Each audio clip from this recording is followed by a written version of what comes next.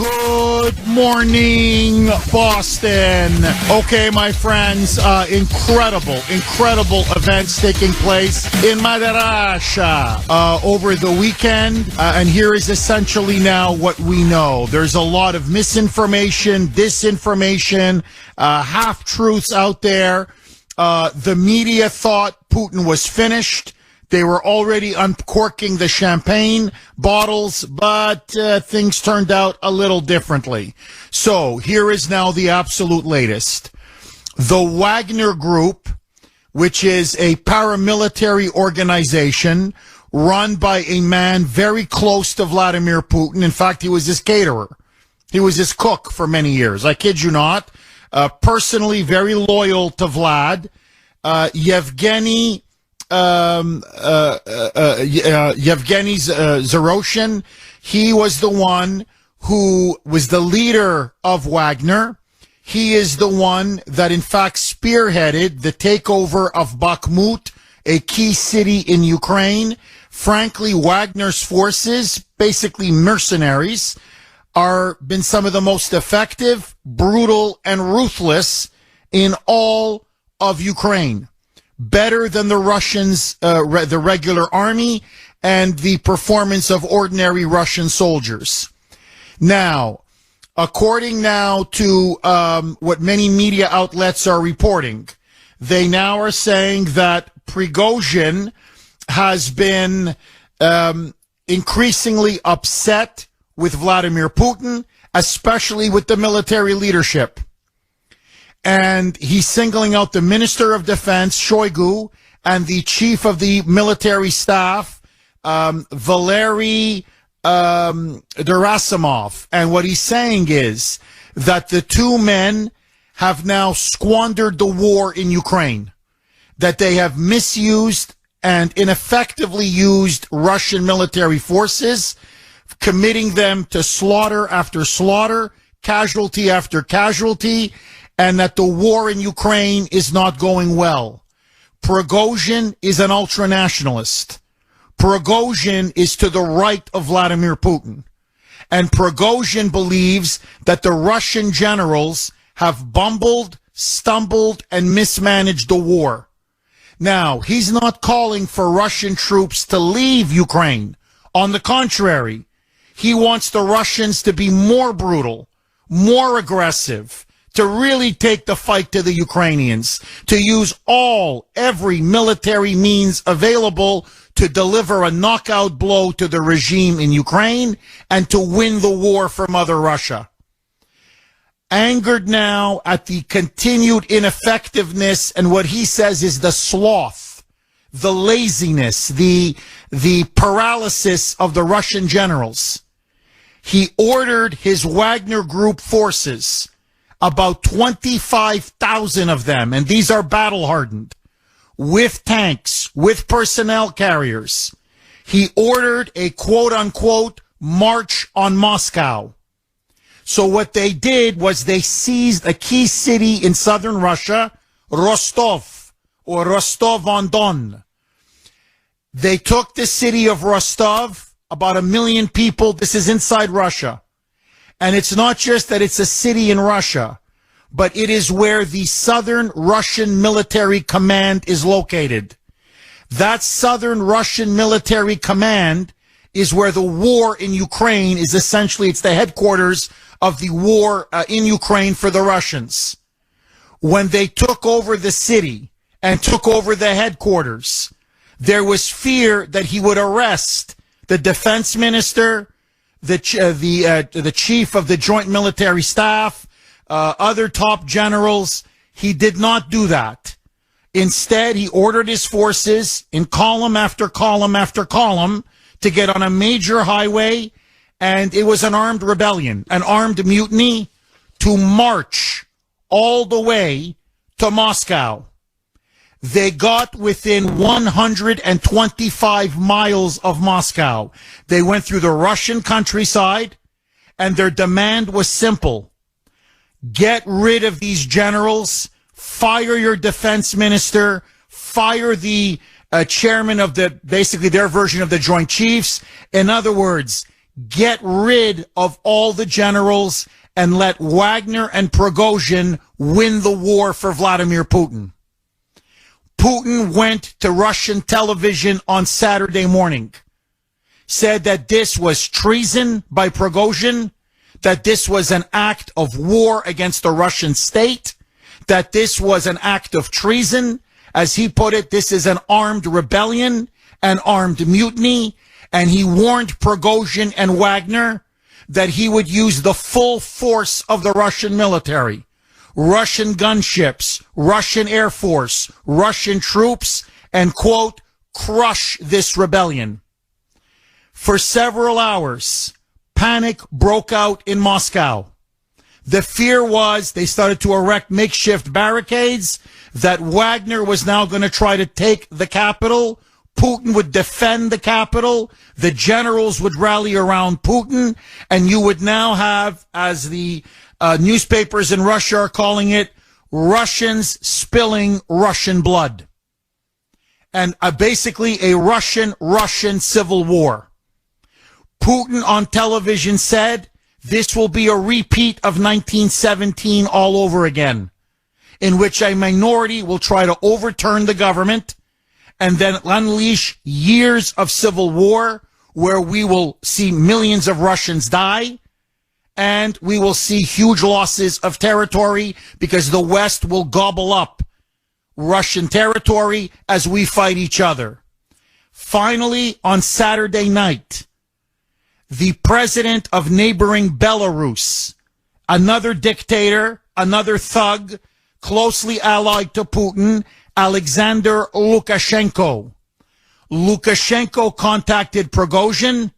Prigozhin, now fearing that he and his soldiers were going to get slaughtered by the Russian military. Putin wanting to avert a bloodbath within Russia itself. Apparently then Lukashenko, acting on behalf of Putin, brokered a deal. Here is now the deal. The deal is that Prigozhin will be sent to exile in Belarus. He will not face any charges for treason, for armed mutiny, for armed rebellion. He will be given safe passage to Belarus, where he will live in the capital, Minsk, under Lukashenko's protection and patronage. Most of the Wagner fighters will be reintegrated into the Russian military. Those that do not want to go into the Russian military will be given an amnesty for their treason, their attempt to, their mutiny in Rostov, and their attempt to take Moscow. So essentially, the mutiny has now been disbanded. It has been neutralized. Peace is now returning to Russia. But for how long? Because even though this crisis has now been resolved, at least in the short term, and this crisis has now been alleviated, what we now see are two things that are undeniable. Number one, Putin is now weak. This revolt, this armed mutiny, armed rebellion, whatever you want to call it, has clearly weakened Vladimir Putin. It shows he does not have control over Russia as he once has. It shows that members of his military are restive, that the war is becoming increasingly unpopular within Russia, and that now his grip on power is loosening. He now is no longer the undisputed leader of Russia. His prestige has been damaged and undermined. In the eyes of the Russian public, he is no longer the great Tsar. Now, he is seen as a weak, ineffective leader whose disastrous war in Ukraine is causing Russian soldiers, some of the most effective soldiers, many of whom have taken immense casualties, to rise up against him. Number two, it also shows now that the ultra-nationalists in Russia are now becoming increasingly frustrated with Putin. And this is something I have been warning about for a very long time. Contrary to the myth in the media here in this country, and the lunatics in the deep state and in the military-industrial complex. If Putin should fall from power or be overthrown, you're not going to get George Washington on the Volga. You're not going to get Thomas Jefferson on the Volga. You're not going to get some pro-European, pro-NATO, small L, small d liberal Democrat. What you will most likely get is either the communists will come back to power and they will want the whole Soviet Union reconstituted, or we will have an ultra-nationalist like Prigozhin who will seize power. Prigozhin wants nuclear weapons used in the war in Ukraine, if need be, to defeat NATO, defeat the West, and defeat the Ukrainians. He wants to unleash all of Russia's military might, pour millions of soldiers, and wipe the Ukrainians out. My friends, the CIA and the deep state were hoping that Prigozhin could overthrow Putin. But by overthrowing Putin, these lunatics may unleash a nuclear war. Your reaction, your calls. Next. 617-266-6868 is the number. Okay, my friends, here is now the absolute latest out of Madarasha. So, apparently now this armed rebellion, this armed mutiny, has now been, I wouldn't say put down, resolved. Prigozhin has now ordered his troops, the Wagner group, to go back to the field camps near the front line of Ukraine and to abandon their attempt to take the city, the capital of Moscow. It has shaken the Russian people. It has shaken many of the Kremlin elites. It has clearly now damaged Putin's reputation, both within Russia and abroad. Prigozhin now is being given essentially amnesty. They will send him to Belarus in exile. He will be staying in the capital, Minsk, and a general amnesty will be given to most of the Wagner forces. They will be reintegrated into the Russian army. Now, this is a very, very important point.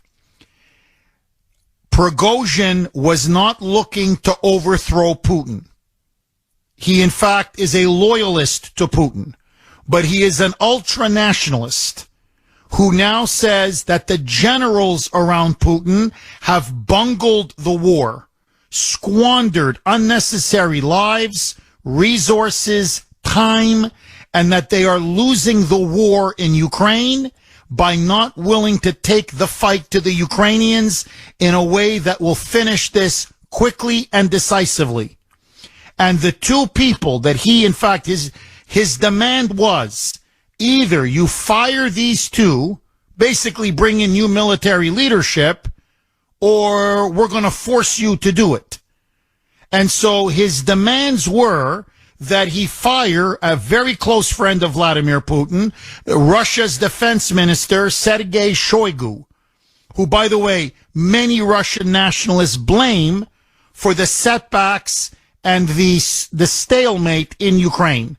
They believe that he is not effective as the Minister of Defense, that he and the generals around him are incompetent, unprofessional, too cautious, not willing to take the initiative and the risks needed to win the war.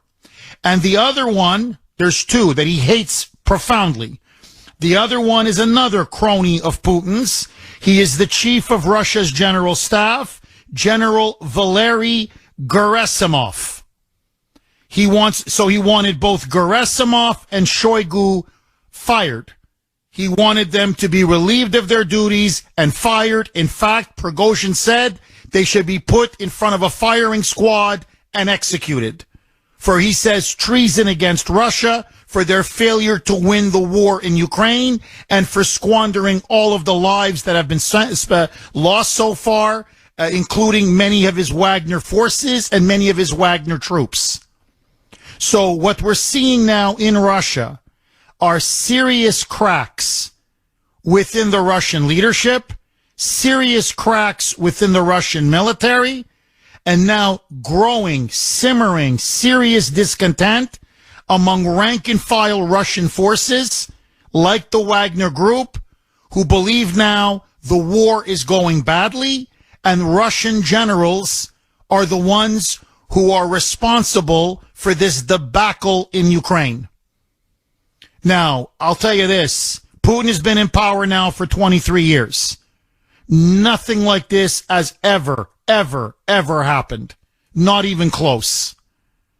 Now, if the Russian people now begin to conclude that Putin is too old for the job, that he's now lost his touch, that he can no longer control his security forces, that the military now is incompetently fighting this war, and that they may end up losing in Ukraine, they will turn on him and his political days are numbered. Now, apparently Prigozhin has been promised safe passage to Belarus, and he will be given, and his forces will be given an amnesty. Many will be brought under the fold of the Russian military. We shall see. Let me just say this. Prigozhin now has humiliated Putin.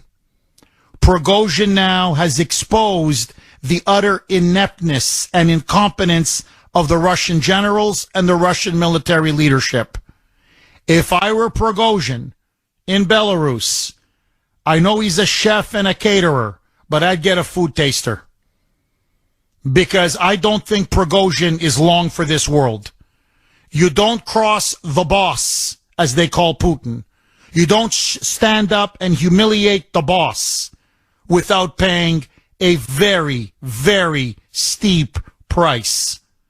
Now, to me, one of the big stories is that our CIA and our deep state were clearly now, they're admitting that they knew about the mutiny or the plans for the mutiny before it even happened. There are now rumors in Washington. So far, they're only rumors. But Marjorie Taylor Greene, many others who are saying there's intelligence out there that our CIA was egging Prigozhin on. Our deep state was saying, we will back you if you launch a coup against the generals, start a civil war in Russia, and eventually oust or overthrow or topple Putin. Now, if this is true, then these lunatics would potentially put in power someone even more dangerous than Putin, even more of a hawk than Putin, even more of a warmonger than Putin. And it would lead to a Russian civil war in a country with nearly 6,000 nuclear weapons. God knows what could happen to those weapons. God knows if those weapons may even be used. This is recklessness, irresponsibility on a colossal, insane level. And that's why I've been saying it again and again and again. Donald Trump is correct. End the war in Ukraine. End it today. It is time for a peace settlement before this damn thing gets us all killed. 617-266-6868 is the number. Okay, my friends, massive developments in Russia. The text line is on fire. You can text us 70470. Jeff, good morning. You ended the segment, 781, by the way. You ended the segment with the lead. Prigozhin's complaint with Putin and his generals is that the Russian regular army was being too cautious, too considerate of the Ukrainian civilian population. Prigozhin wants a quick conquering without the calculus of Ukraine's non-combatants. Putin also forbade, quote-unquote, marauding. That's a euphemism for raping and pillaging the conquered. Quite to the contrary of the media's reporting, Putin has waged this war with great restraint. Well, at least in the eyes of Prigozhin and Wagner, and frankly many of the military bloggers and those on the nationalist right in Russia, That's exactly how they feel. They're like, take the gloves off. What are you waiting for? You're fighting a defensive war. We want an offensive, aggressive war. Let's rain down hell upon Ukraine. And so what I've been warning people about is it's easy to call for regime change, as Biden has done, and our CIA and our deep state. It's easy to say topple Putin, but what comes next? No one ever thinks about that. And I'm telling you, what will come next is someone like Prigozhin. And Prigozhin has repeatedly said, if you have to use tactical nuclear weapons to win this war, you use tactical nuclear weapons to win the war. If you have to rape and pillage and use napalm and use whatever it may be, biological, chemical weapons, you do what you got to do. But this is mighty Russia. And this war should have been over a long time ago. So what you're now seeing is Putin is now getting tremendous pressure. On the one hand, he's got the anti-war movement is stronger in Russia than it was 16 months ago. They just want Russia to pull out and end this thing. And you've got those, the ultra-nationalists, who are blaming the generals for now, not him, but the generals, saying you've been too cautious, too defensive, too incompetent. Russian lives, Russian soldiers are dying. What the hell are you guys doing? So, I've always said this. We are the exception. Our revolution in 1776 is not the norm. Usually when you have a quote-unquote revolution, what you get is not something better, but something infinitely worse.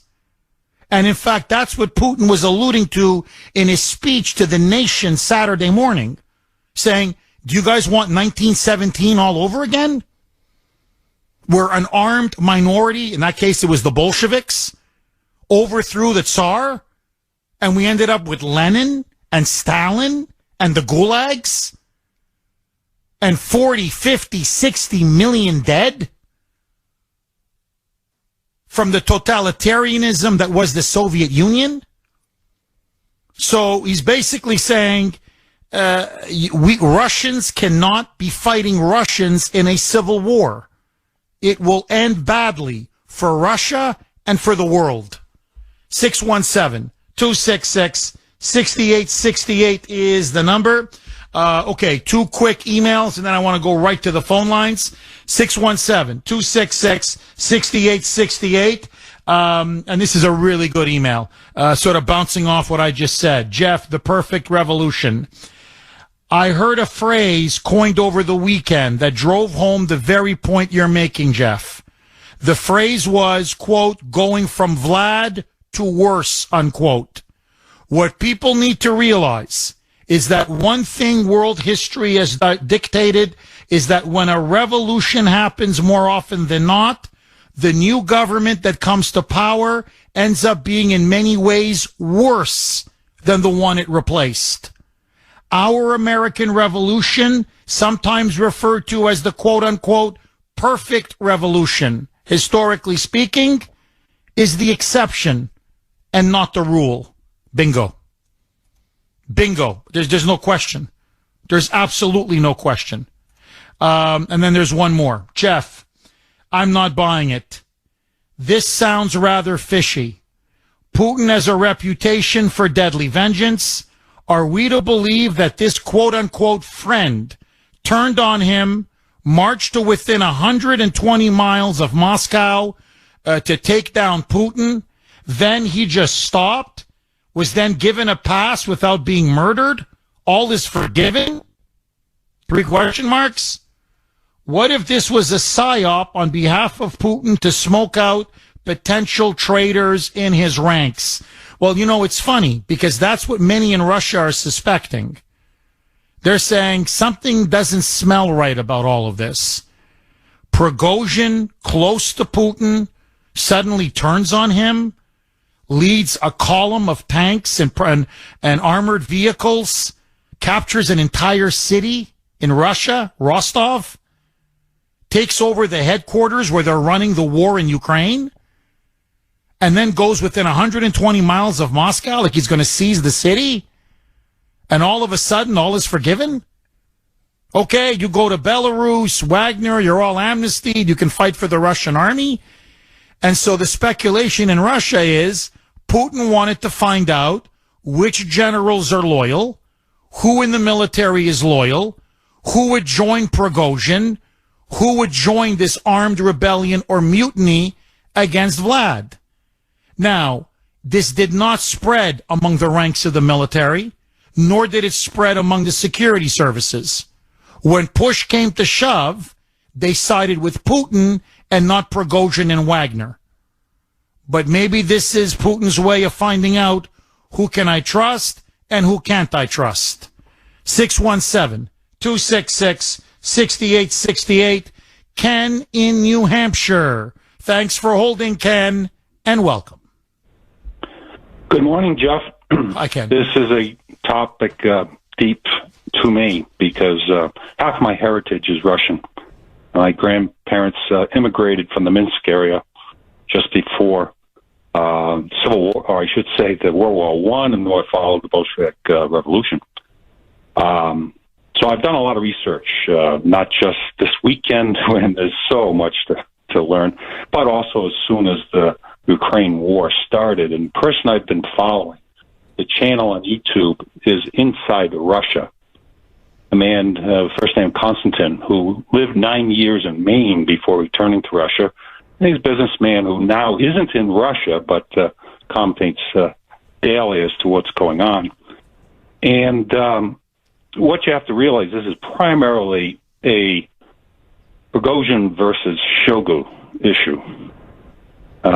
They basically have a two-tiered military system, and it served Putin's purposes for decades because Putin was the one that elevated Prigozhin, who then became an oligarch. So he's been making tons of money off of his mercenary business that goes all around the world, including Syria. So when the Ukraine war hit, then this was another Prigozhin opportunity to have his mercenaries be the tip of the spear. And yes, they are far more ruthless and effective in Ukraine because Putin can't push the regular military because that's not going to make the Russian people happy. The Russians really don't want to be fighting against their cousins in Ukraine. So you have a ineffective official army, and then you have the private military mercenaries. And once they captured Bakhmut, the official military under Shogu had enough of Prigozhin and was about to dismantle them. That's what brought about what has occurred in the past month, including clashes between Russians versus Russians, the official military versus the private one. They literally, as Wagner was leaving Bakhmut after it was captured. Can you hang on, Ken? Because this is fascinating. Because you're right, the defense minister Shoigu and Prigozhin is like a death match. This rebellion, although it had some applause along the way, didn't appear to be generating the kind of support that he had hoped it would. And again, he decided to take the deal. He gave up this effort. Because it failed. I mean, I think, honestly, I think that I'll get back to Ken in New Hampshire, but he was hoping it was going to generate a lot more support among the Russian people, among the Russian military, the security services, and it just petered out. It didn't have the momentum and the popular, the popular support that he and Wagner thought. And now he's going to be living in Belarus. I would be watching over my shoulder every second. I agree. This guy, don't be near open windows. Have someone taste your food and stay away from people with umbrellas because you may get pricked and you're like, whoa. And before you know it, you're dead. So if I'm Prigozhin right now, the leader of Wagner, I'd be very, very, very nervous. You don't cross Putin and live to brag about it. That's for sure. 617-266-6868 is the number. Okay, so anyway, we'll see what happens. But that was David Petraeus, by the way, former General David Petraeus on CNN over the weekend. I'm going to go to Ken. I want to ask all of you before I do. And this is the Kuhner Country poll question of the day, sponsored by Kelly Financial Services. Do you believe that the failed armed rebellion, this sort of coup attempt, if you want to call it, this mutiny, was this a false flag? Do you believe that in the end, this was a ploy by Putin and Prigozhin to try to weed out, expose, root out traitors, saboteurs, people who oppose the war effort, people who are against Putin, that really, in the end, this was all a big dog and pony show. And that's why it ended so quickly, and that's why Wagner is now under Russia's military control. Prigozhin will be living a very good life in Minsk. He's got a lot of money with him as well. No one goes to jail. No criminal charges have been filed. Everyone, no firing squad, no gulag, no prison, no nothing. And it was all over in less than 24 hours. Does this seem like a false flag operation to you? Or did Prigozhin just bite off more than he can chew? And now he lost Wagner? And Putin wins again. I'm just curious. Was this a false flag? Yes or no? You can go and vote on our webpage, wrko.com/Kuhner, wrko.com/Kuhner, Kuhn as in Nancy, ER. You can also vote via our handle on Twitter, @The Kuhner Report, KUH, N as in Nancy, ER. Let's go right back to Ken in New Hampshire. His family originally, or half of his family, fled Russia, what is today Belarus, around Minsk, the capital of Belarus, where Prigozhin, in fact, will be staying in exile. And he says this is really a death match between Prigozhin, the leader of the private military, and Shoigu, the defense minister, and really the leader of the Russian military.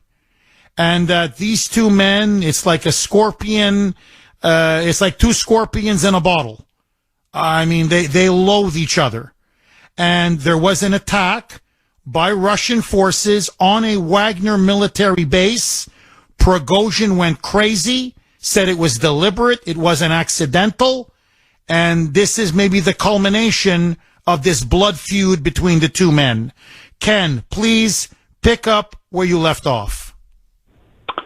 Yes, if you describe it as a blood feud, that's absolutely correct. And what I was describing, when Bakhmut was captured and Prigozhin's troops, Wagner, were going to exit, they set up landmines on their exit east.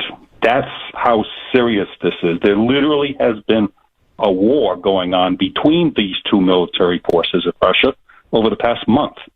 And it's culminated into the events of the last few days. What's fascinating is how Prigozhin carried out his agenda these past 3 days. He went into Rostov-on-Don. That's a population of 1.1 million, Jeff. And the police there skedaddled, disappeared. Basically, the people of that city embraced Prigozhin. You may wonder why. It's the psyche of the Russians. The Russians have to be led by a strong man. If the person at the top isn't considered strong enough, he's out. That's the way it's always been for over a century, period. Not just a century, I should say a millennial. Oh, you're right. 1,000 years. That's the Russian mind. So for those who think that Putin has regained the upper hand from the last 2 or 3 days, ha, ha, ha. Putin has to have Prigozhin. He can't wage a war in Ukraine without him. they were the forces that were effective. They didn't obey the rules of warfare. They're maniacs because they're prisoners. That they thirst for war 24/7. But that's who Putin needed. So the exit of Putin is inevitable.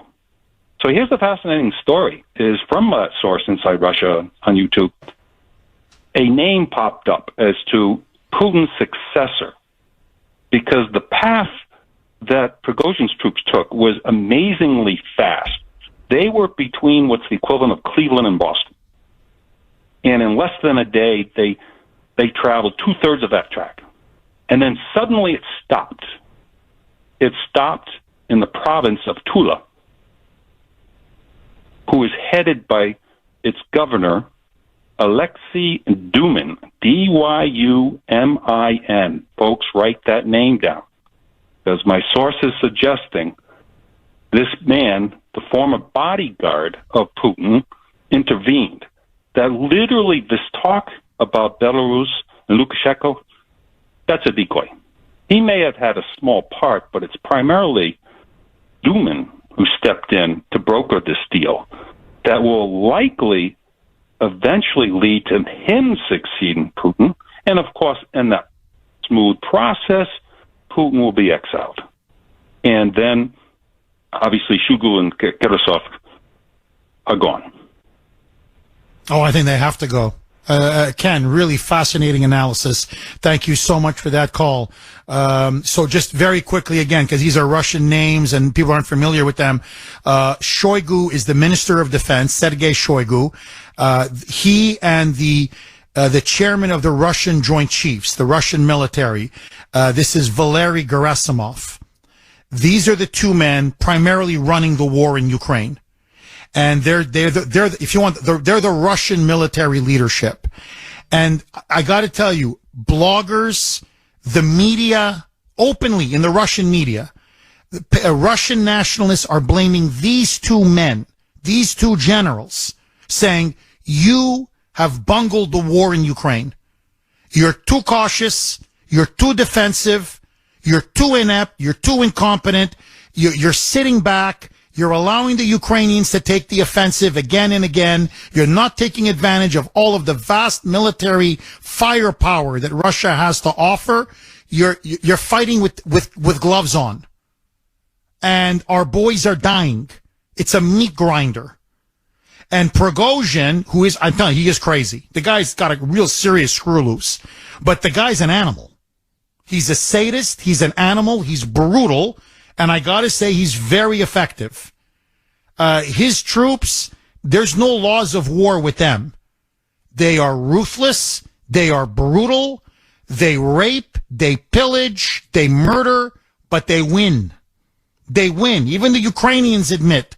They go, Wagner is the most effective of the Russian fighting groups. The Ukrainians say, we don't want to run into Wagner because they don't lose.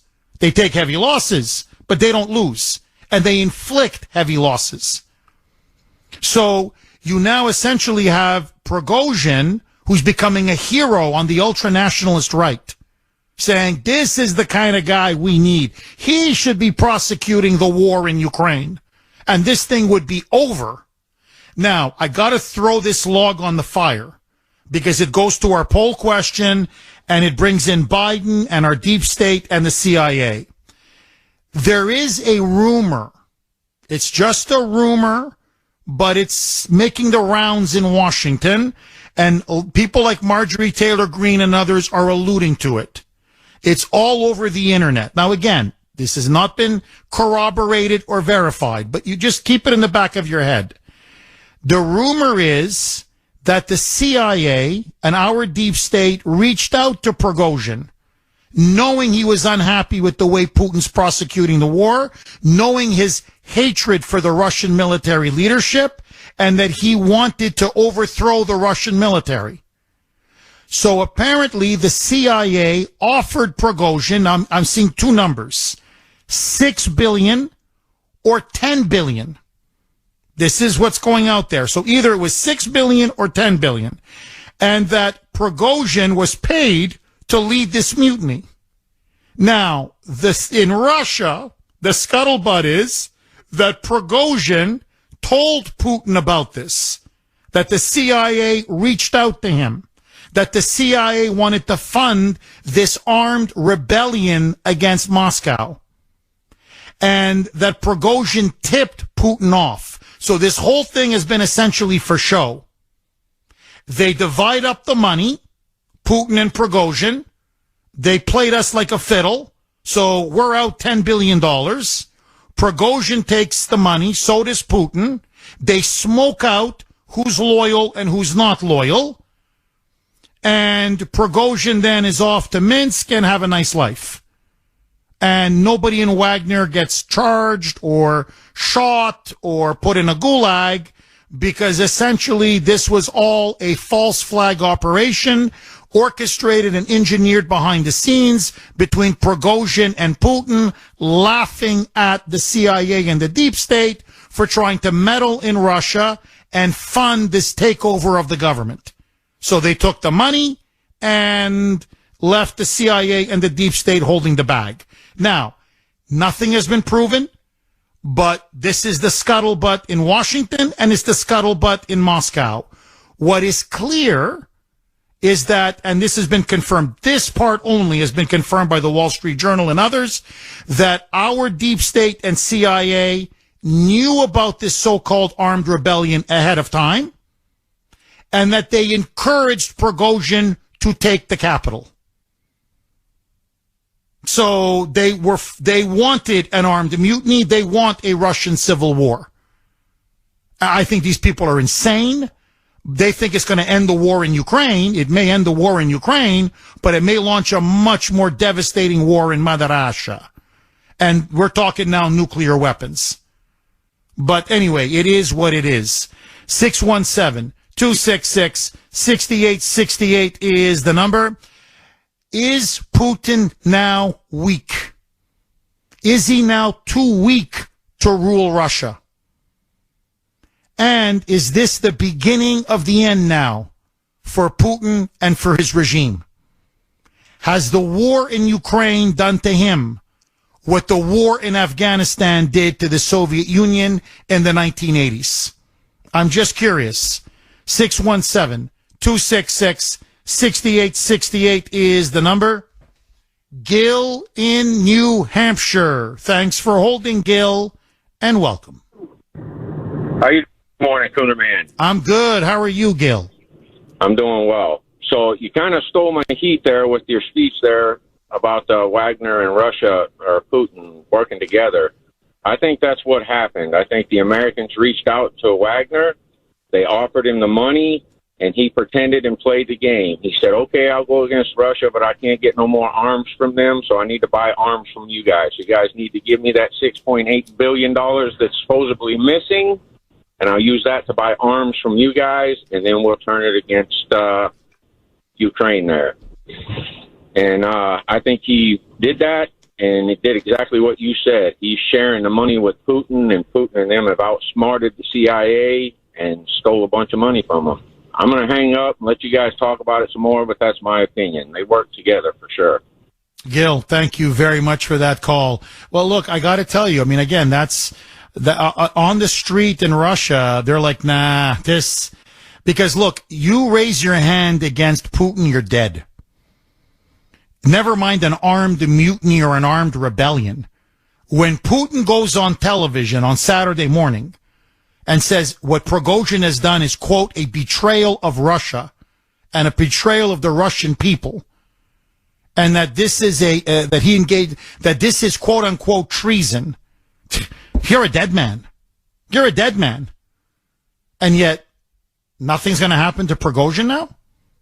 I mean, I'm just saying, I'm looking at this, I'm like, whoa. And he's off in Minsk, in exile? And it's Lukashenko, Putin's ally, who apparently brokered the deal. I mean, Ken told us what really happened. It was a governor, a powerful governor, close to Putin, former bodyguard, who did the real brokering. But the point is, the official story is, so Putin's junior partner and lackey, Lukashenko, the strongman of Belarus, so he's going to guarantee Prigozhin's safety in Minsk? It's all too convenient. And every single one of these Wagner forces, these soldiers, everyone now gets a pardon? Everyone gets amnestied? No one's going to go to jail? It's awfully convenient, huh? Awfully convenient.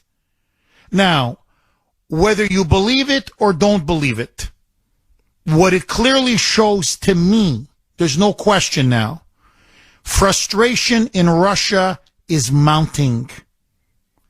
The Russian people are now basically telling Putin, fish are cut bait. Either you win this war and we end it once and for all and bring our boys home, bring our troops home, or you got to cut your losses. And the Russian military, which was once highly respected in Russia and frankly around the world, its aura, its prestige is now gone. And the question everyone's asking is, yeah, Prigozhin is now out of the way. But what's going to happen to Shoigu and Gerasimov, the defense minister and the chief of staff, or the military, the chairman of the Russian military? What's going to happen to him? These are the two guys who've been prosecuting the war. And basically the Russian people are saying, this is not good enough. We want victory, and we want victory now. And these guys are unable to deliver victory. Putin now, I think no matter what, he may have outsmarted the CIA and taken their money, and he may live another day. But in the eyes of the Russian people, I'm telling you, he looks weak. His own guy turned on him in public. And, stand back for a second. As Ken said, Rostov is a city of 1 million people. It's a big city in southern Russia. It borders Ukraine, or it's near Ukraine. And when Prigozhin took it over, or Wagner took it over, many of them were cheering. And the reason why they took that city is because the Russian military command over the war in Ukraine is in Rostov. So they took over the city in less than 24 hours. The police didn't stand up to him. Nobody stood up to him. And then Prigozhin just waltzes into the military headquarters. This is where they're running the whole war in Ukraine. And starts saying, you out, you out, you out, out, out, out. And you got people in Rostov saying, yeah, that's who we need running this war. Let Prigozhin take over the military command, and you'll start seeing victory after victory after victory. So either this is one hell of a false flag operation, or you're seeing now serious divisions within the Russian military, serious divisions within Russian society. And you got Prigozhin in exile in Minsk.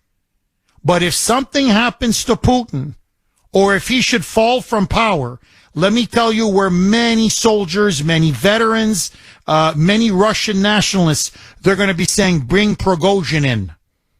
Let him succeed Putin.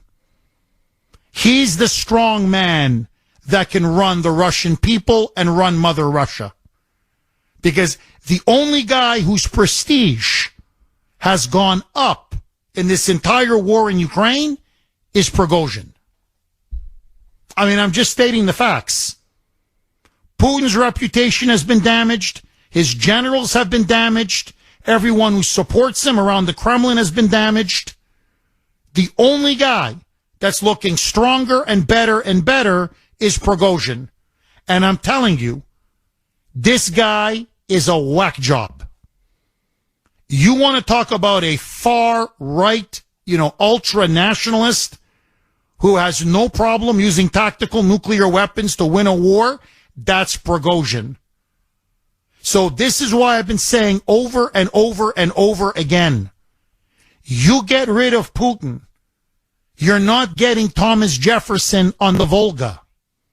You may get someone who's even more hardline, even crazier, even more dangerous, someone who may actually give us World War III. And my suspicion is that's exactly what the warmongers in Washington want. 617-266-6868 is the number. You can also text us 70470, 70470. Let's go to George in Melrose. Thanks for holding, George, and welcome. Good morning, Jeff. Thank you for taking my call. My pleasure. Real quick, to address your question regarding false flag operations, just put this question out there for your viewers or listeners. This is the same CIA that has been killing Wagner mercenaries in the Middle East, the Sahel, and Africa. This is the same CIA that we're expected to believe that Wagner would accept a cash offer from. I don't think so. Oh, so you don't buy it then? You don't think this was a false flag? You think this represents real divisions now in the Russian military and in Russian society? Yeah, and quite frankly, I don't care. That's the squirrel. That's the shiny object. I've been in the intelligence community for 40 years, had the counterintelligence program in Boston for almost 10 years, which included Russia. I didn't live in Russia, so just put that out there. My expertise is not based on actually having lived in the country, but I do have some knowledge of it. Russia has been declining in population for over 30 years. They are a failing state. Shoigu has been siphoning billions of dollars that were destined for the defense department there for years. He's a criminal and a thug. And Prigozhin is a thief and a former caterer. If I were going to have a private military company, I probably wouldn't put a caterer in charge of it. Russia is a rotted, failing state that is in its last maybe a decade of existence, and our foreign policy vis-a-vis Ukraine has done nothing but exacerbate this. There are 8 federated states that comprise Russia that will probably all fracture off once Putin falls. And getting into the weeds of this skullduggery that may be taking place in Russia is a complete waste of time. When Russia falls apart, it's going to benefit China and hurt us and make the world much more unstable. And this is not some distant over-the-horizon prediction. This is within the next 5 to 10 years. So that's where my head's at. I know it's not fun. It doesn't, get into the weeds about this guy and that guy and what's going to happen next. I don't care. We're sailing into a major geopolitical or global storm here that benefits our worst enemy, China, and makes the world a much more unstable place. Russia's education system has been rotting since the collapse of the Soviet Union, and as I said earlier, their population has been declining for 30 years. They are a failing state, spiraling downward at an increasing rate. George, I'm just curious. It's funny you should mention that because I read an op-ed piece in the Wall Street Journal, I think, or could have been the New York Times, but no, I believe it was the Wall Street Journal over the weekend.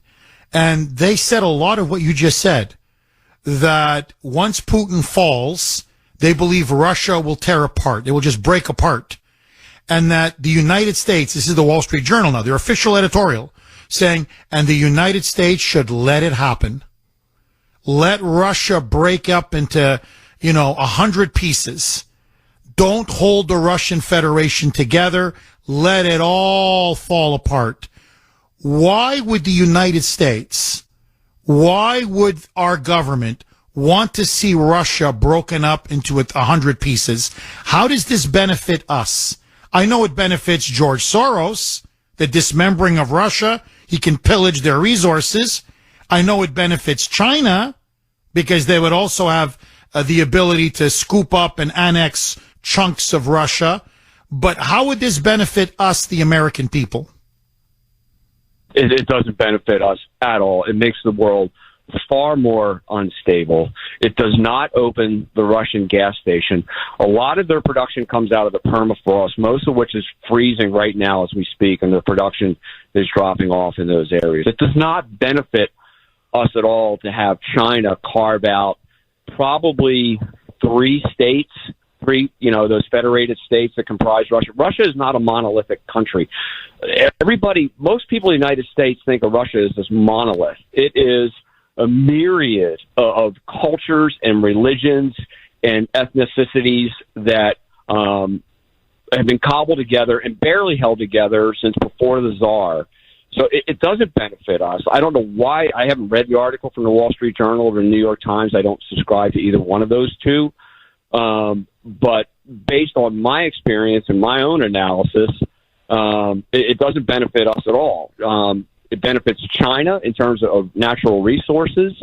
It benefits China by expanding their borders and giving them more control. It doesn't benefit us at all. I'd love to see. I might actually have to go out and buy an account of one of those rags and see their logic behind that, because I don't see it at all. And this is my whole issue with the whole Russia-Ukraine war, is that everybody's cheering for Ukraine, and all that does is destabilize Russia and exacerbate their decline. Bingo. It just Bingo. I'd much rather have a Russia that's held together and neutered, but we haven't had a coherent foreign policy vis-a-vis Russia since Ronald Reagan, and I know that might chafe some people, but once the wall came down during George Bush 43, they were one step closer to their, the goals of the World Economic Forum. You got it. The New World Order. That's what it was all about. George, thank you so much for that call. No, the globalists want to pillage and plunder Russia. And very quickly, the Wall Street Journal, the position was, as payback for the war in Ukraine, as revenge, let Russia implode and let the whole country fall apart. 617-266-6868 is the number. Okay, do I have a story for you? You're not going to believe what's regarding Russia, Ukraine, the Biden regime. Oh, man. This, you want to talk about exposing the deep state and the crimes of the deep state. You got to listen to this one. But first, let's go to Tom in Waltham. Tom, thanks for holding and welcome. Did we lose Tom? We lost Tom? Okay. So I'll tell you what then. Then instead of taking more calls, you need to hear this story. So we are now 16 months into the war. Hundreds of thousands of dead on both sides. Civilians dead. Entire cities in Ukraine smoldering ruin, rubble. It will take generations for Ukraine to recover from this war. And as George and Melrose rightly pointed out, this war now is on the verge of dangerously destabilizing and even disintegrating, breaking Russia apart, which would be disastrous for the world, for us, for international peace and security, not for the globalists, because they want to pillage Russia and its natural resources, certainly not for China, because they claim the Far East of Russia, so they'd like to annex several provinces out of Russia.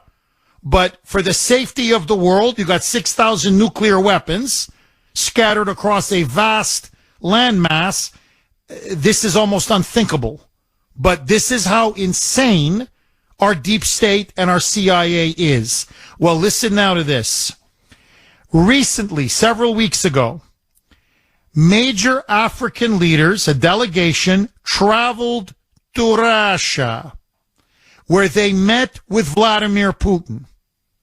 And in that meeting, they asked him about the war in Ukraine and what his goals were. And he said, look, I'm telling you right now, this entire war is utterly unnecessary. And I'll prove it to you. All of these deaths, all of this instability, all of this violence, all of this chaos, all of this. And he pulled out a treaty. 1 month after the war began. Remember, the war begins in February of 2022. Well, 1 month later, in March of 2022, so that's what, 15 months ago, whatever it is,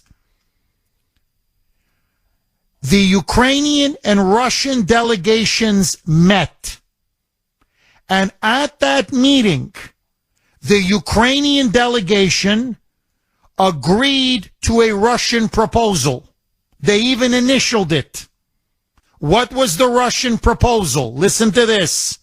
That Russia would not only stop its invasion of Ukraine, but it would withdraw all of its forces immediately.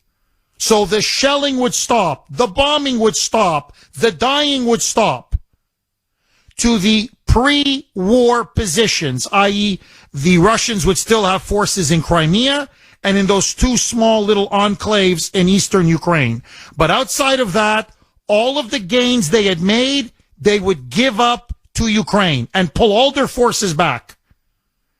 If Ukraine would enshrine, quote unquote, neutrality, peaceful neutrality in their constitution. Or better yet, permanent neutrality. Forgive me. That the treaty was called Permanent Neutrality and Security Guarantees for Ukraine. And so at this meeting, the Ukrainians agreed, because if you remember that first month of the war, the Russians were just gobbling up territory. And they were on the outskirts of the capital, Kiev. And there was fear that the capital itself could fall and the Russians could just annex massive swaths, large swaths of Russian territory, of Ukrainian territory, that the Russians now would annex almost half or even more of Ukraine. So they signed a deal, or initialed a deal, in which, in exchange for Russia giving up all of its pre-war territory, all of its territory, and bringing its forces back to its pre-war borders, that they would give up all of their gains, everything, and the war would stop like this. If Ukraine would enshrine in their constitution permanent neutrality, i.e., it will never join NATO. It would be like Switzerland or Austria.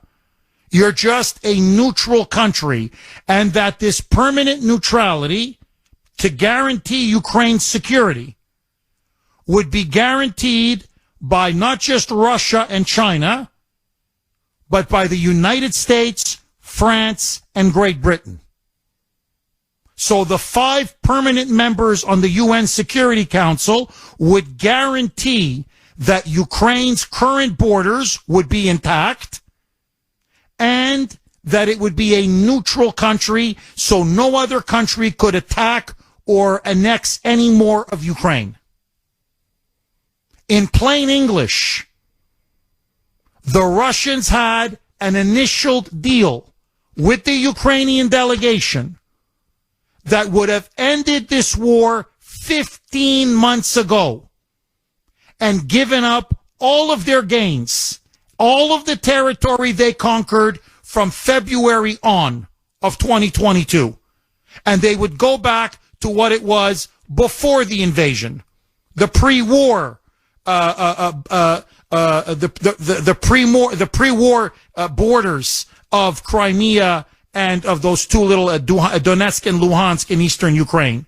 So it would be like it was before they invaded. All Ukraine had to do was say, we will not be a part of NATO. That's it.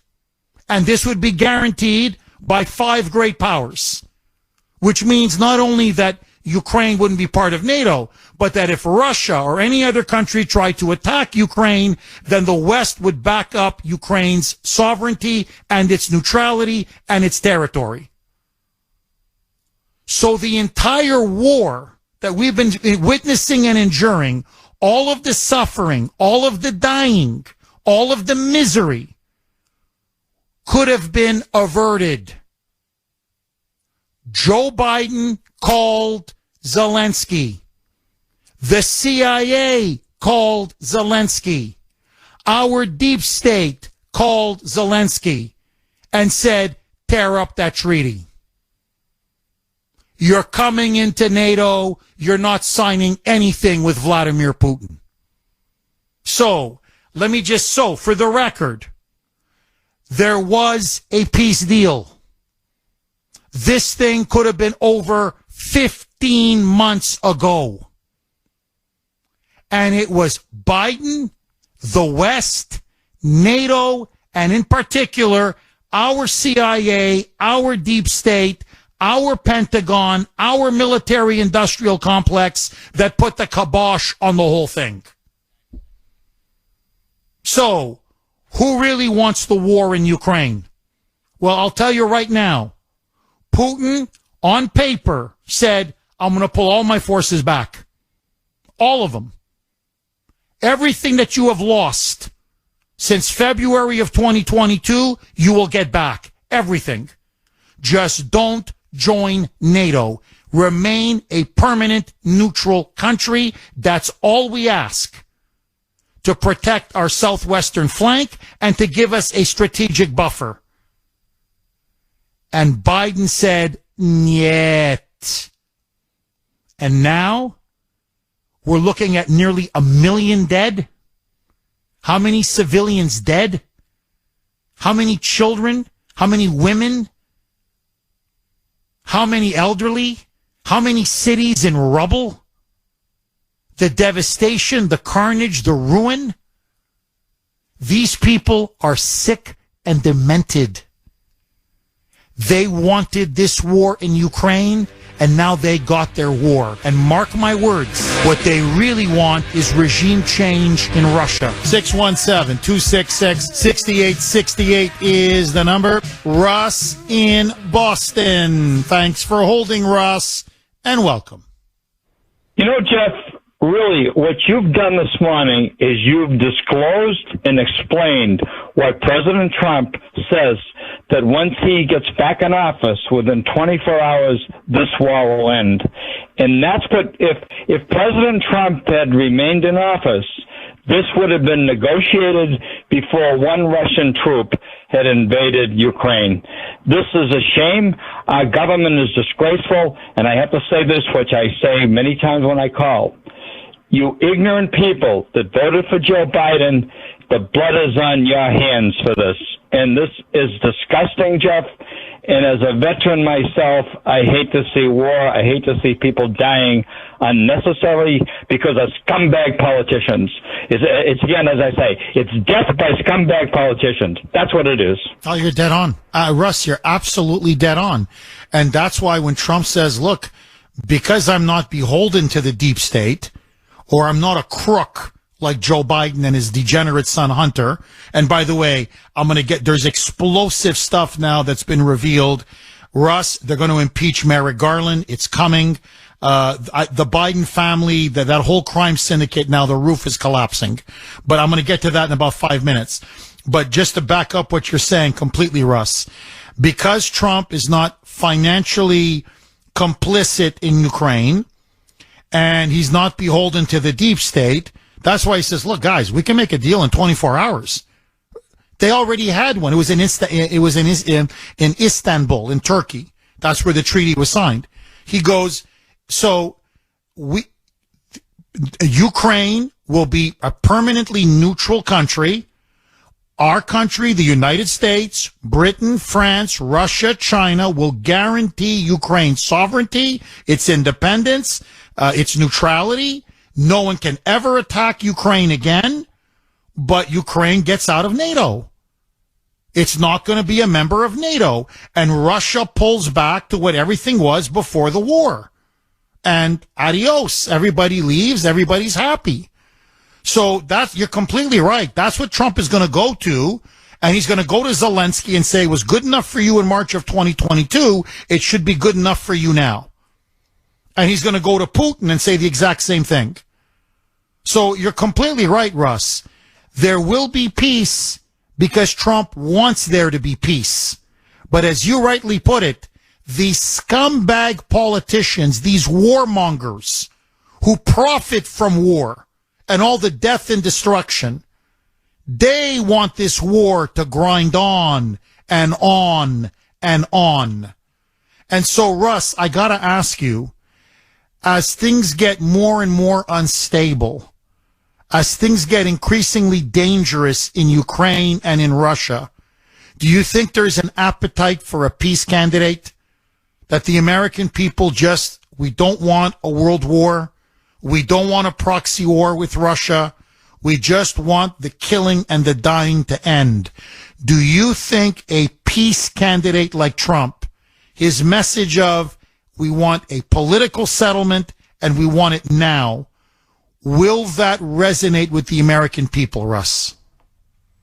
You know, Jeff, we always have to keep in mind, you know, as you say, the best audience in the business. We are the educated people in America. We know better. We understand this, okay? But there are so many ignorant people in our country. Again, can be brilliant in so many other areas, but yet be politically stupid. And the news media does not give you a full story. And that's the problem. And that's why people are ignorant. And that's not going to change, Jeff. Remember, remember also China's behind this too. I mean, there's no question about that. Okay, because they want to see a weak United States so they can take over in Asia. So there's no question they're behind a lot of this. And they play that game of wanting being peacemakers. They're just nothing but a bunch of phonies. There's no question about that. And there's no question Russia is not our enemy. Communist China is our enemy.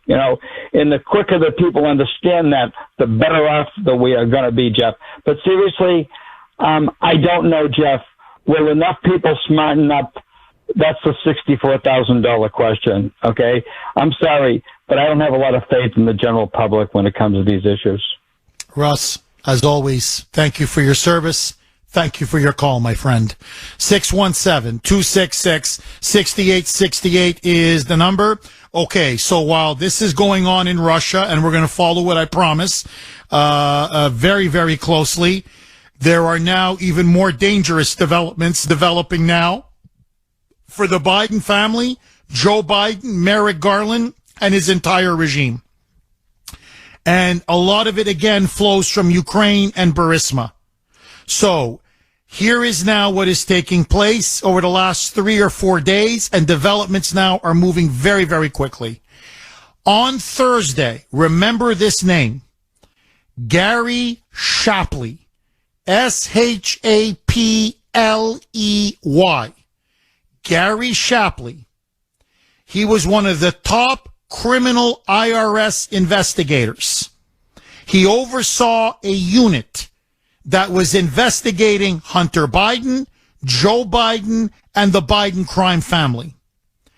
Gary Shapley on Thursday in front of Congress, the House Ways and Means Committee, testified under oath upon the pain of perjury, that several things took place. Number one, that Merrick Garland, the Attorney General, lied when he went in front of Congress. That Merrick Garland said that there was no political interference with the investigation into Hunter Biden. And in particular, here's another name you need to know, the U.S. Attorney, David Weiss. The one who came out and said, yeah, we're just going to slap Hunter Biden on the wrist. He's going to have 2 misdemeanors regarding tax charges. And we're going to drop the gun charge felony against him, in a pre-diversion program. That David Weiss was told explicitly by Merrick Garland, you're not going to indict Hunter Biden on more serious charges. You're not going to do it. And you're not going to indict him on more serious felonies. So that what they did was they handcuffed David Weiss, they blocked him from doing a proper investigation, and then they told him that essentially this was going to end with Hunter Biden spending 0 time behind bars. But it gets even worse. Shapley and a second anonymous whistleblower, both of whom confirmed that Merrick Garland did not want David Weiss to investigate Joe Biden, did not want David Weiss to investigate Burisma, and in fact said explicitly anything relating to, quote, the big guy, or quote unquote, dad, or anything that involved Joe Biden and illegal money flowing to him as it flowed into Hunter and the Biden crime family, Weiss was not to investigate no matter what.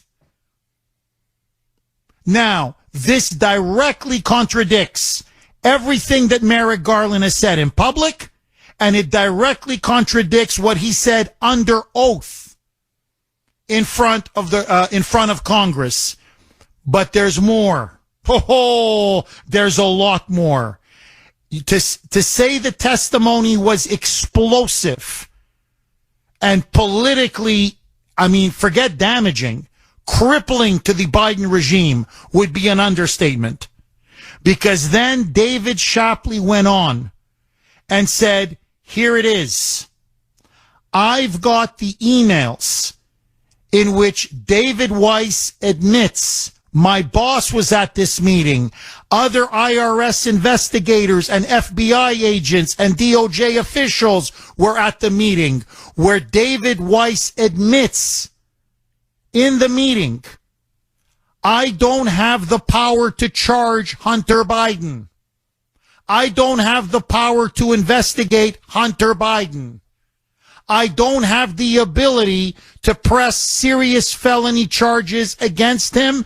I am being blocked by Merrick Garland. It's not even just an allegation. They have the corroboration in emails. And then with Shapley's boss emailing back saying, yes, everything David Shapley is saying is 1,000% correct. In other words, Garland lied. Garland has been lying. Garland now has been caught lying. And in fact, now he's been caught committing perjury, lying under oath. But there's more. Get ready now for this, because this is now the Biden crime family being completely exposed. So, Shapley then reveals a message that his team obtained. It is a WhatsApp message, July 30th, 2017. Listen now to this. This is Hunter Biden sending a WhatsApp message to Henry Zhao, a Chinese businessman. Now, who is Henry Zhao? Henry Zhao is one of the top people at Harvest Capital Management. Jeff, I've heard of Harvest Capital Management. That's right. Do you remember when Hunter and Joe in 2013, this was when Joe Biden, that crook, was vice president under Obama, and he was the point man for the dear leader regarding China. And Hunter flew with Joe Biden on Air Force Two. Do you remember that? And then they spent a week in China. And that's where Hunter and his father cut a lucrative business deal with Harvest Capital Management. And 12 days later, shebang, Harvest Capital Management sent Hunter Biden's private equity hedge fund $1.5 billion. Do you remember that? Joe Biden said, you want to dump in the United States? Keep dumping. You want to have access to American companies' research and development? You got it. Take it all. Wink, wink. My son wants to do business with you. And 12 days later, $1.5 billion. This is the Henry Zhao. This is the Harvest Capital Management. Well, now we're 4 years later. It's now June 30th, 2017. Look at these thugs. You want to see the kind of thugs Joe and Hunter Biden are? So he sends a message to Henry Zhao, by the way, who is connected, in fact, the representative of the Chinese Communist Party for Harvest Capital Management. So he's a front man for Xi Jinping and the Chinese Communist regime. Boom. Here is what Hunter writes in the WhatsApp message. Quote, I am sitting here with my father, and we would like to understand why the commitment made has not been fulfilled. Tell the director that I would like to resolve this now before it gets out of hand. And now means tonight. And Z, obviously Zhao, just calls him Z, and Z, if I get a call or text from anyone involved in this, other than you, Zhang or the chairman, those are the other two top people at Harvest Capital Management, I will make certain that between the man sitting next to me and every person he knows and my ability to forever hold a grudge, that you will regret not following my direction. I am sitting here waiting for the call with my father. Quote, unquote. You want the smoking gun? You want the smoking gun document? This is it. Several days later, what do you think? Henry Zhao sent Hunter Biden $5.1 million. $5.1 million right into Hunter Biden's bank account. Then they sent another $1.4 million, into a bank account owned by Joe Biden's brother, James Biden. They were shaking down the communist Chinese, saying, you want influence? You want to continue having access? You want to continue to have us sell out the United States and make sure that communist China gets everything that it needs? Pony up. Pony up. And my old man is sitting right next to me, i.e. Joey. And we're not taking no for an answer. You better give us the money if you know what's good for you. So here you have Hunter Biden threatening a foreign business partner with retribution. In fact, shaking him down and saying it will be Joe Biden that will come after you. Now, this to me, so what you're seeing now is the Biden crime family being completely and utterly unmasked. They were shaking down the Chinese. They were shaking down the Ukrainians. They were shaking down the Romanians. They were shaking anybody down where Joe Biden was the point man for the Obama regime. Now, and by the way, remember, Biden has been claiming, I knew nothing about my son's business. I was never involved. I knew nothing. He was sitting right next to him as Hunter was shaking down, blackmailing, and threatening one of the top people at Harvest Capital Management, saying, we want the $5 million and you better give it now. If not, my father will ruin you. I will ruin you. We will make life miserable for all of you. Merrick Garland is a political hack and the dirtiest, most corrupt attorney general in the history of the United States. He has now been caught in lie after lie after lie. And these whistleblowers, God bless them, have now lifted the lid on all of this. And so finally, over the weekend, that loser, Kevin McCarthy, under tremendous withering pressure because now the information is overwhelming. As I said, the roof is now collapsing on the Biden regime and on the Biden crime family. Nobody can dispute this evidence anymore. That's how stupid they were. So flagrant, so brazen, so in your face. I'm telling you, gangsters, mafiosis are more discreet than these guys. Now, Kevin McCarthy has said it is time to begin impeachment proceedings against Merrick Garland unless David Weiss comes to testify and if he can corroborate everything that Shapley has said. If that happens, he says Merrick Garland will be impeached and removed from office. So now they're going to subpoena David Weiss, the U.S. attorney, and they're going to ask him point blank, did the DOJ block you from filing more serious charges against Hunter Biden? Were you obstructed by Merrick Garland? Were you prevented from investigating Joe Biden and other members of the Biden crime family? Was Burisma off the table, as apparently now Shapley said it was? The Burisma executive who bragged about giving Biden $5 million and Hunter Biden $5 million.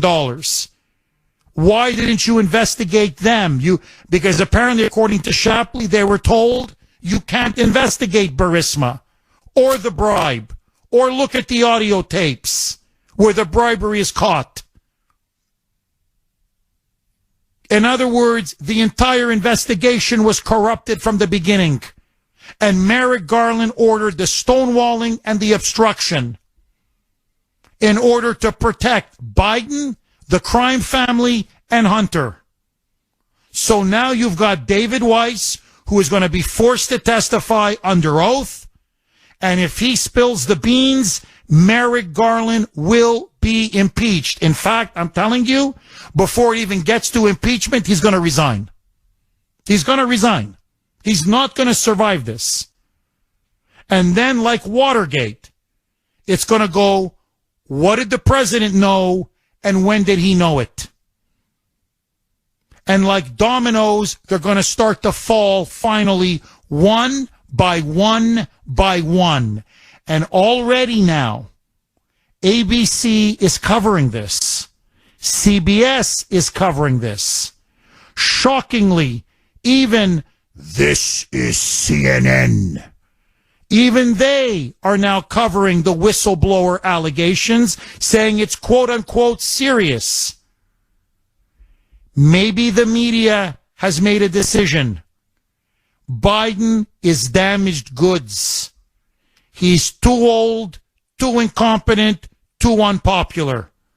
So let's throw him overboard while we can and pave the way for Gavin Newsom.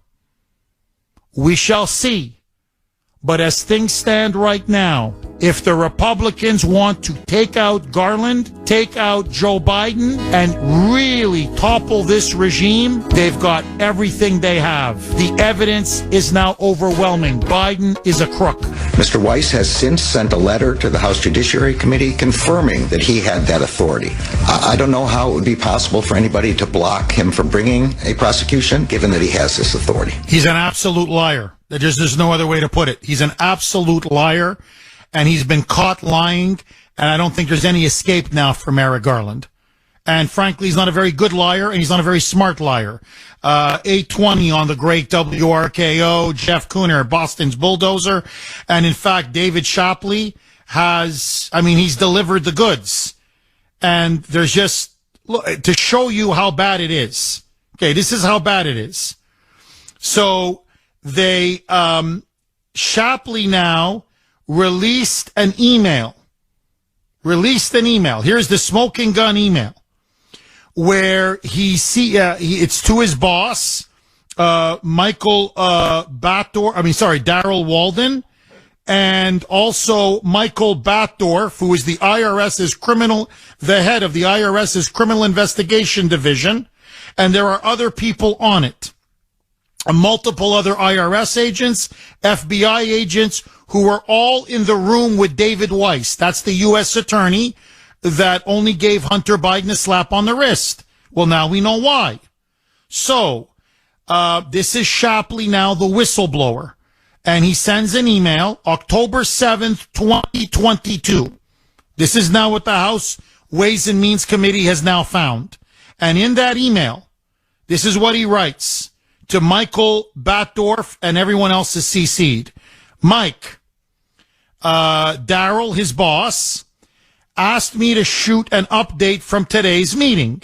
Daryl, feel free to comment if I missed something. One, they're talking about this leak about an agent. They're going on about they're going to have to make a referral and make sure that these leaks are stopped. And then number two, here's the key. Weiss stated that he is not the deciding person on whether charges are filed. I believe this to be a huge problem, inconsistent with DOJ public opinion and Merrick Garland testimony. Then Shapley says to Walden and others, because they're all present in the room when Weiss said this, comment if I missed something. So his boss, Daryl Walden, writes back, everybody is CC'd. Good morning, all. Thanks, Gary. You covered it all. And he goes, he's taking care of this referral about this leak of an agent. And then he goes, Mike, which is the overall boss. Mike, let me know if you have any questions. Daryl Walden, special agent in charge. So, I mean, they've got him. I mean, I'm sorry. There's no way they can get out of this. They've got him.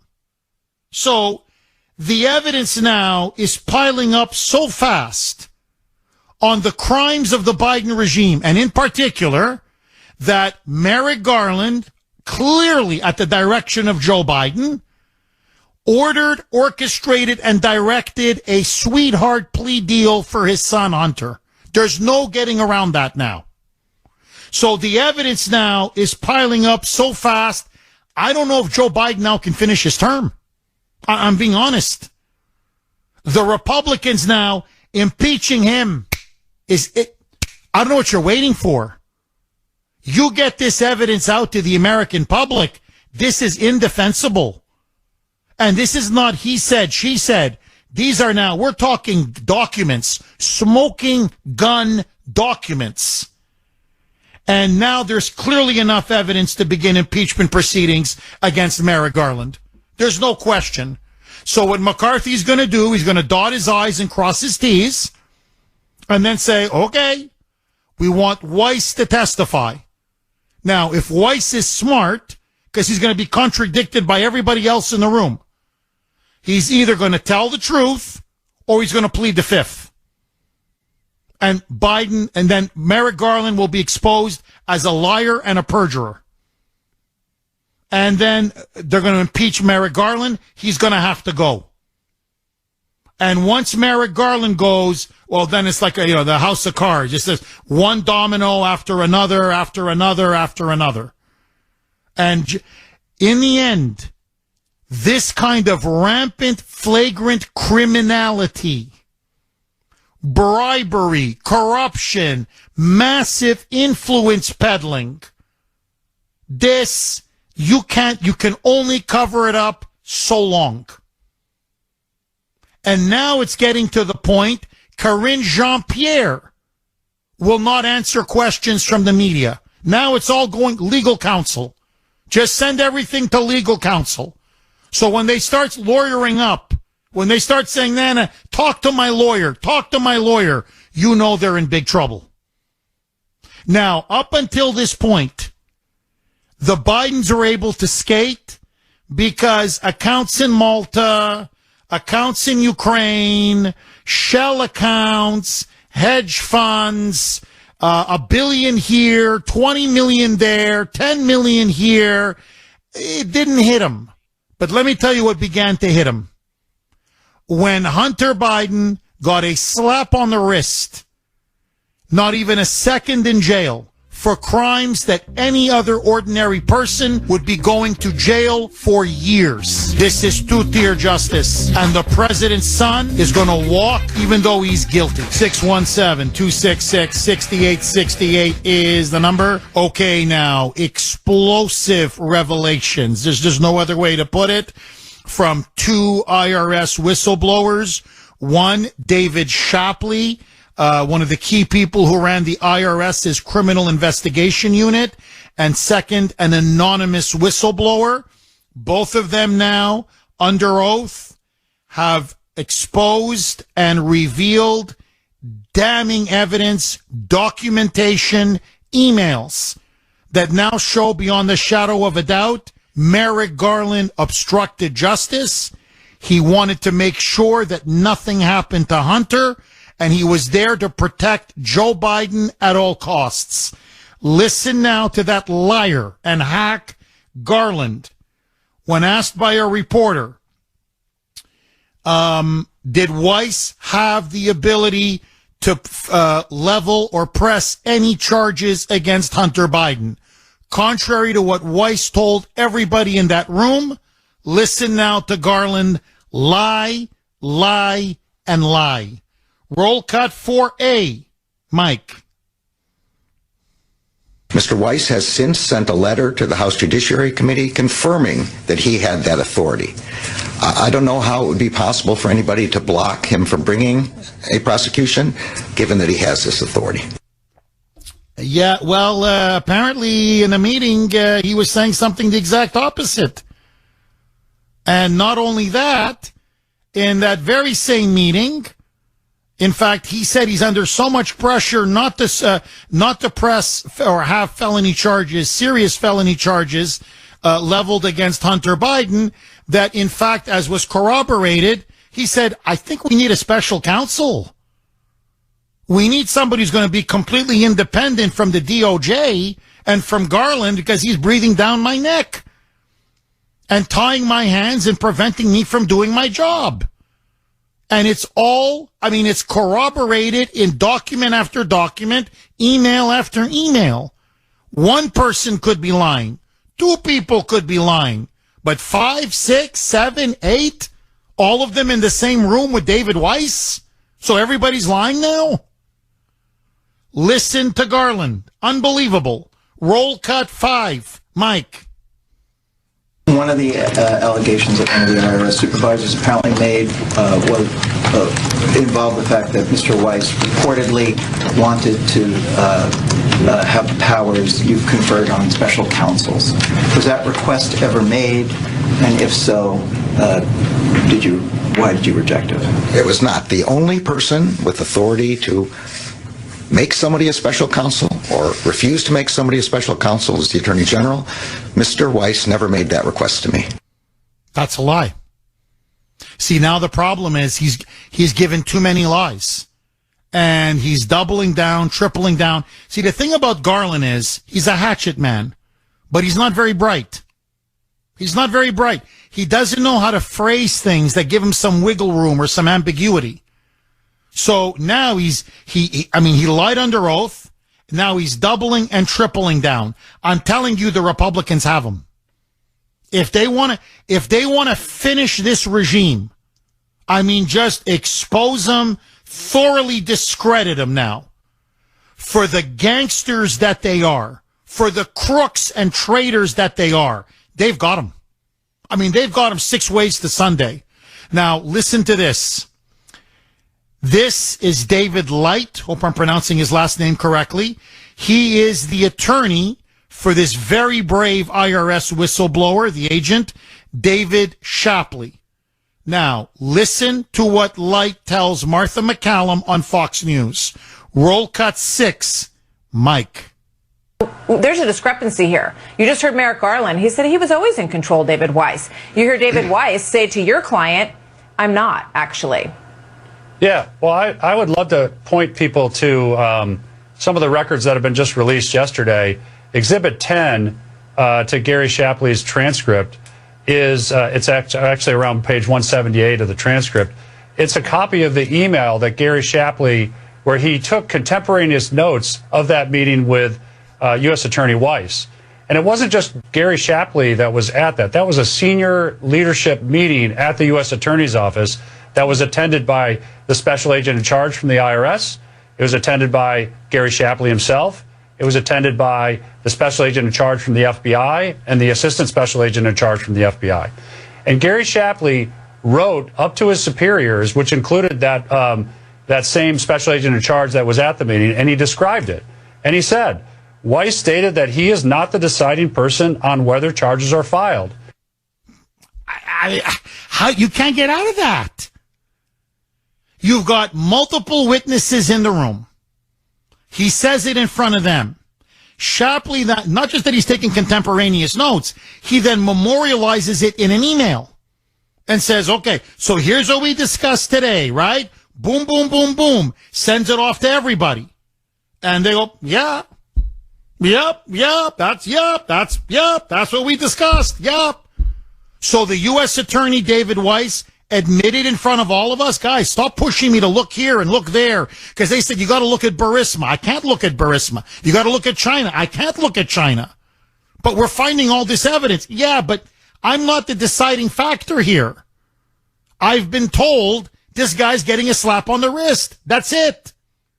So we're not going to find, don't ask me to press for more serious felonies, because I've been told you're not going to file serious felonies, and I don't want you to investigate serious felonies.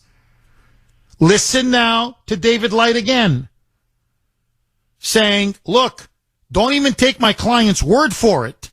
We've got the email where everybody in that meeting was copied and it was sent to, and they all said, yes, that's exactly what Weiss told everybody in the room. Roll cut 6A. Mike. He described the whole events that Weiss laid out at that meeting, which was his red letter meeting, where Weiss said he tried to go to the D.C. U.S. Attorney's Office, and they wouldn't approve it, and he was trying to go charge it elsewhere in California, and he was trying to seek special counsel authority, and that got denied. And so this was a shocker to the agents who were present.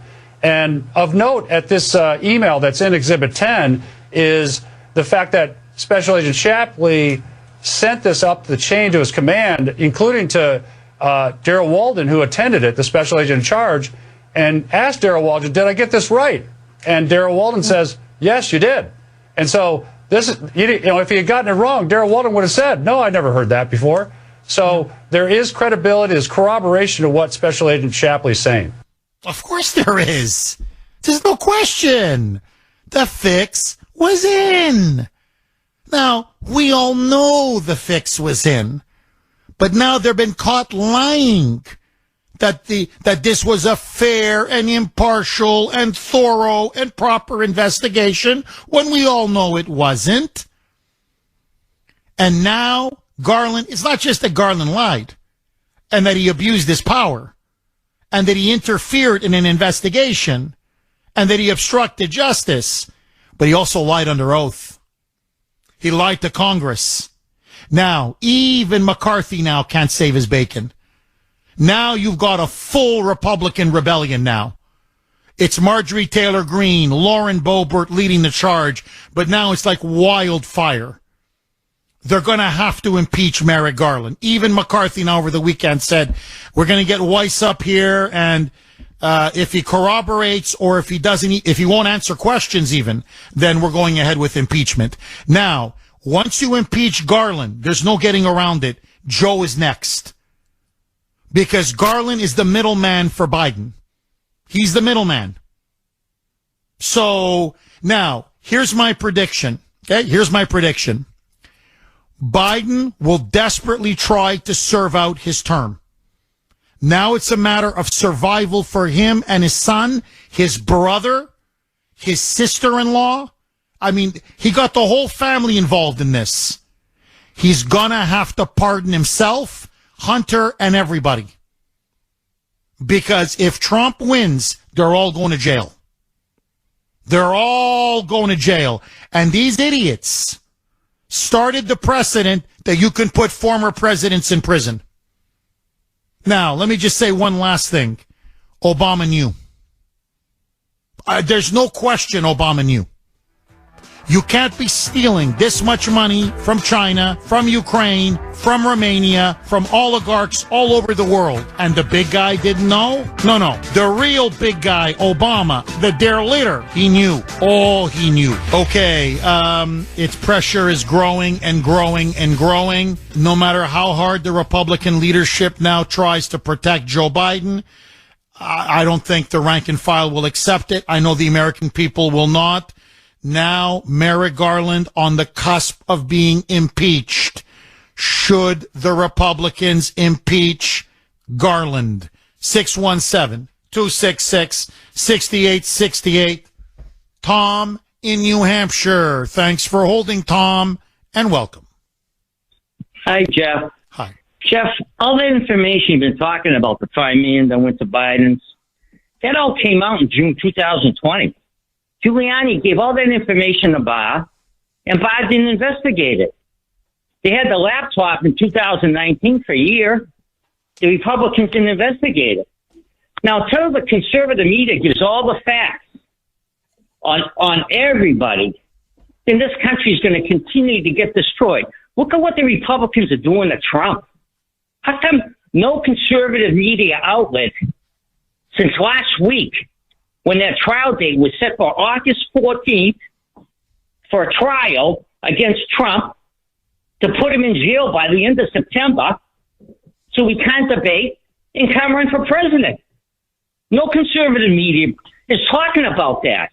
The Republicans are destroying the country along with the Democrats, and no conservative media will bring it out. So until people like yourself and others go after the Republicans, you just put a caveat on why Garland won't be impeached. McCarthy said if Weiss collaborates or doesn't collaborate. Instead, he should impeach and then bring Weiss as a witness.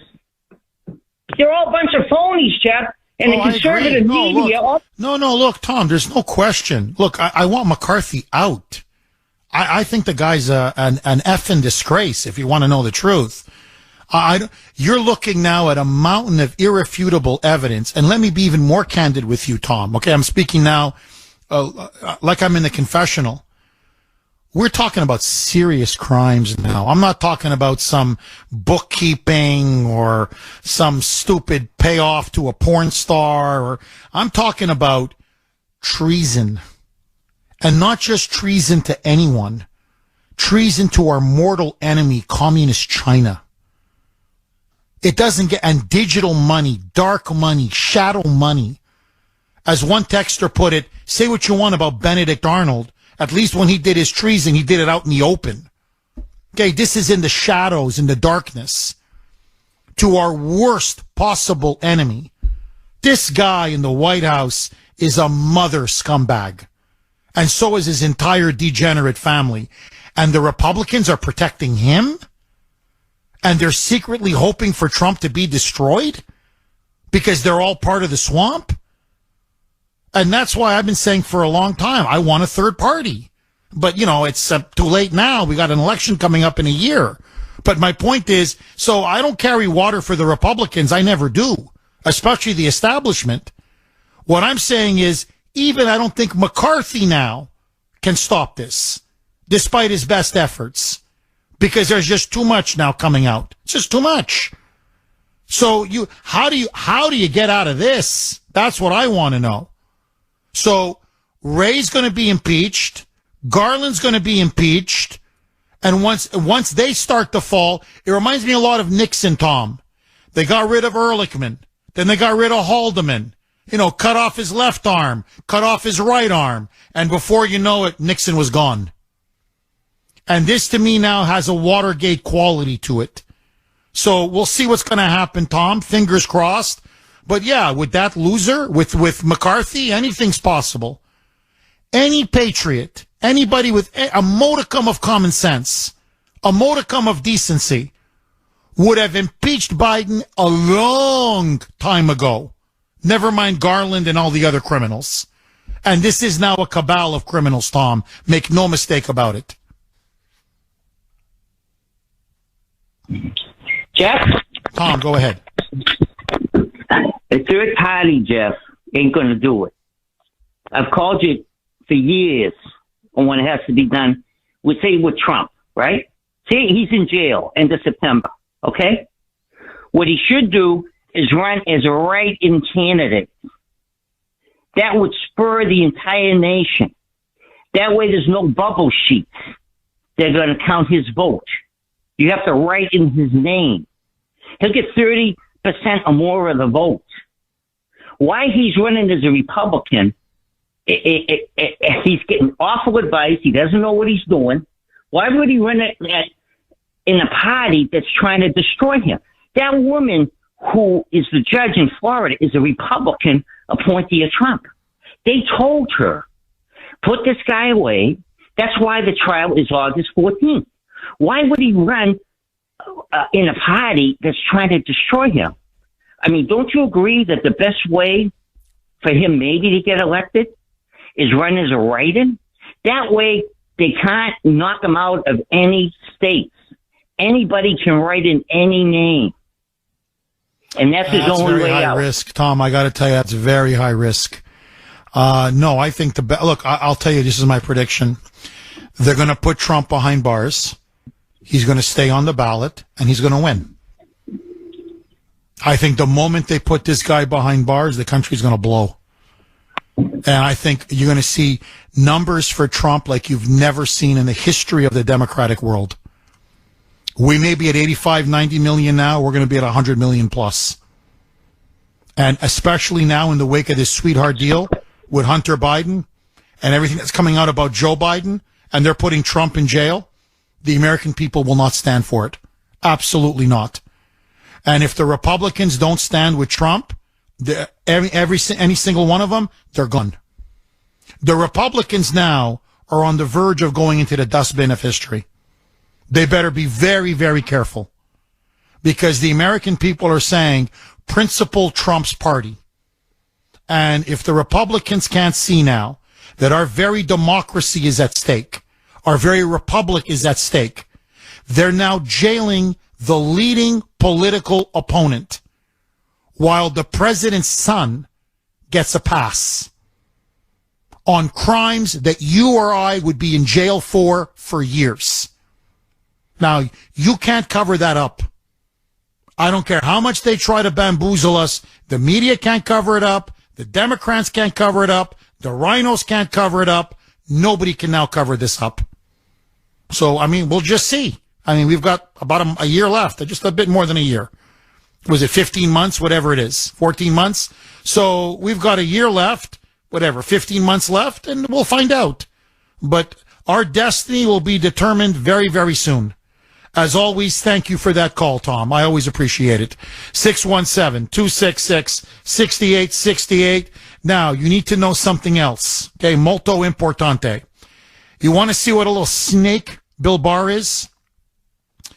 Shapley confirmed, as did the anonymous whistleblower. Remember, they were part of the IRS criminal investigative team. That the FBI had the laptop since November of 2019, Hunter Biden's laptop from hell. And not only did they have it since November of 2019, Bill Barr knew that they had it. And not only did he know that they had it, but they also knew all of the crimes on the laptop. And yet the FBI did nothing. Bill Barr did nothing. So think about this. Bill Barr sat on one of the most explosive pieces of evidence that would have conclusively shown Joe Biden is a crook, Hunter is a crook, Biden is a traitor, Hunter is a traitor, that the entire Biden crime family was involved in an international influence peddling pay-to-play scheme. And that loser did nothing? Stood by and allowed the FBI to deliberately cover it up? And here's the kicker. The FBI by early 2020, according to these two whistleblowers, because they had to approach the FBI and say, well, we've got all this evidence on Hunter's laptop. Why won't you share it? They admitted the Hunter Biden laptop, 1,000% authentic. This was no Russian disinformation or Russian misinformation. They knew all of that. And the FBI knew it. Everybody knew it. And yet they still signed that ridiculous lying letter. 51 former intelligence heads saying, oh, this has all the classic earmarks of Russian disinformation. No, the FBI knew it was Hunter's, and they knew it was authentic, and you deliberately lied. So it's all now come out. Everything that Trump has said, everything has now been vindicated. Everything. 617-266-6868 is the number. Alan in the great state of South Carolina. Thanks for holding, Alan, and welcome. Good morning, Jeff. Long time no chat. How have you been? I'm good. How are you, Alan? Oh, never a dull moment. Hey, I was just thinking that this whole thing with Garland, I mean, this should have been nipped in the bud years ago. With Eric Garland and Loretta Lynch, they should have been prosecuted for their misdeeds back in the day.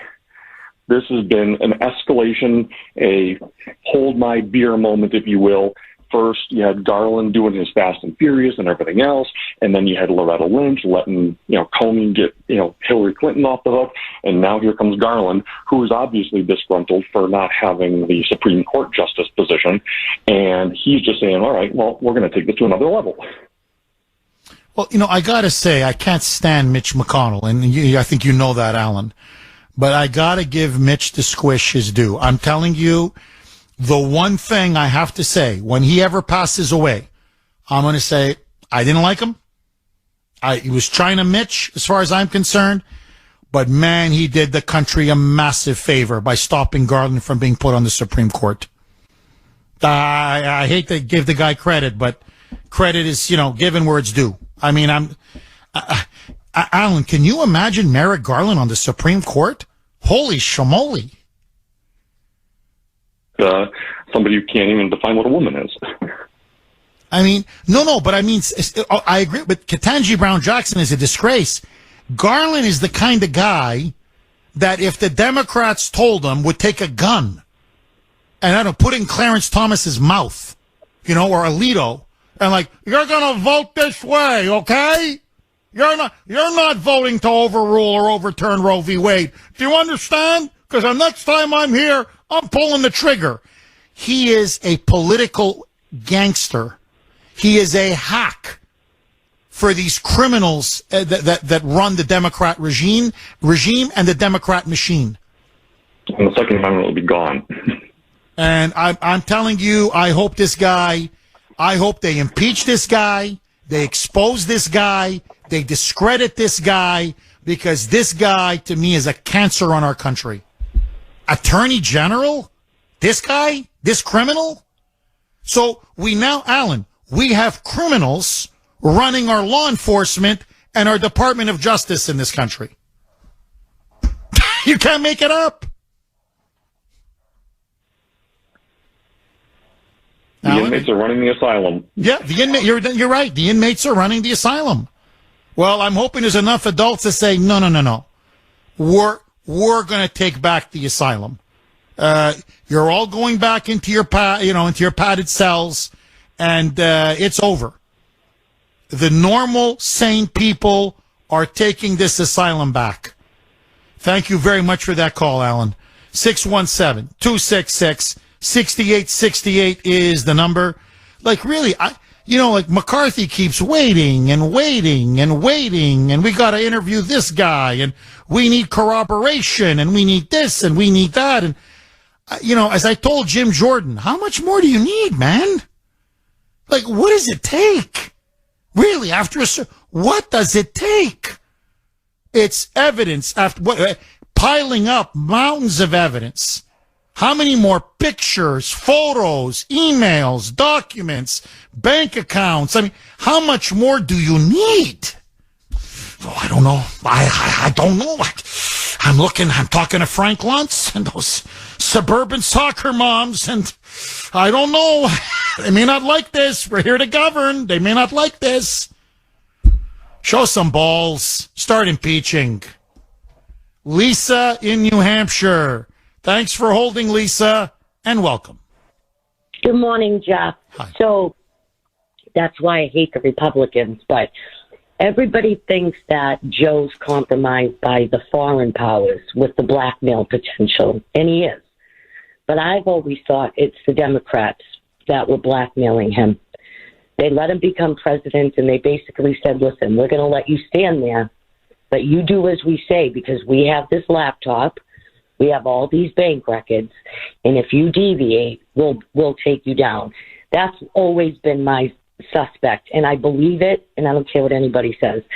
And the Republicans, obviously, the rhinos were in on it.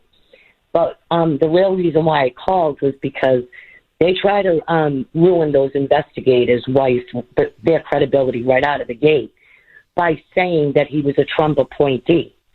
So as soon as that was heard, everybody shuts one of their ears off. Do you know what I mean? So they just say, oh, he was a Trump appointee. We're not listening to him. But I want to tell everybody, be careful what you wish for, because it's Lisa Monaco who's running the Justice Department, and she is Barack Obama's right hand. I don't think Merrick Garland is smart enough to do what they've done as far as January 6th and everything else that follows. I think he's also, here's what we'll do for you. We didn't get you to be the Supreme Court, but you'll be the top, and let her run everything, and you just take it. And why didn't they make him why didn't they put him on the Supreme Court when they could?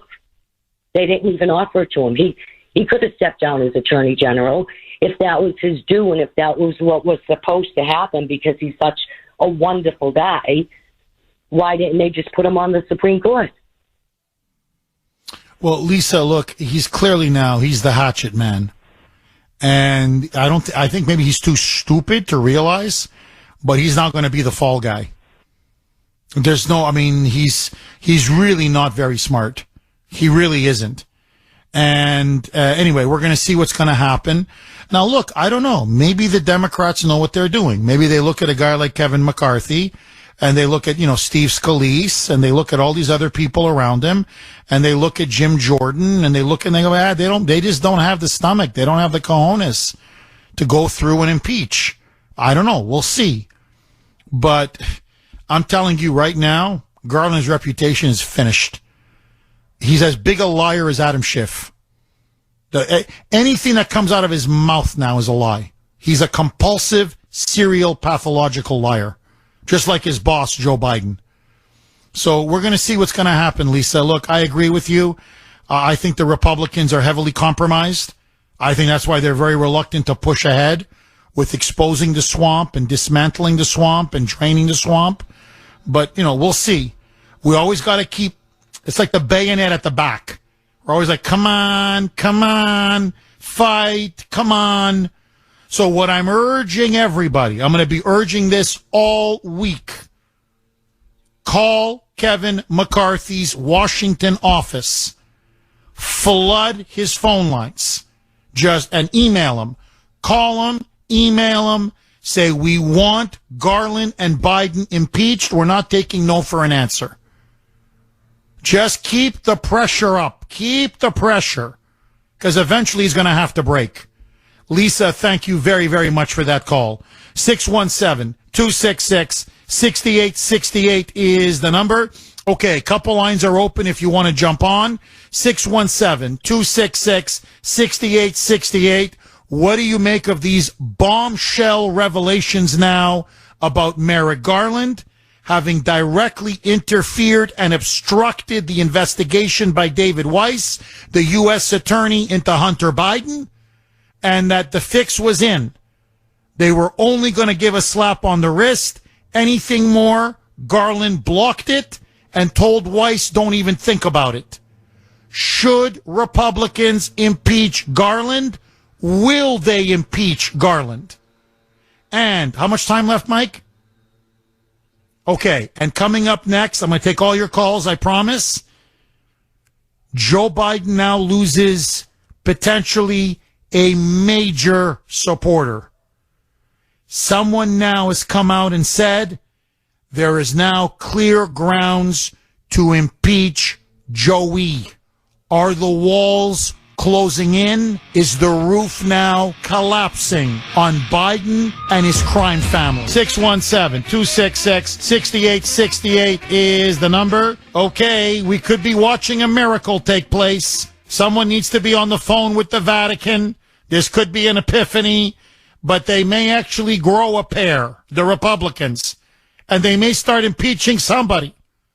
Could be Merrick Garland. I can't believe it, but they're actually going to start to do their job and start impeaching. We shall see.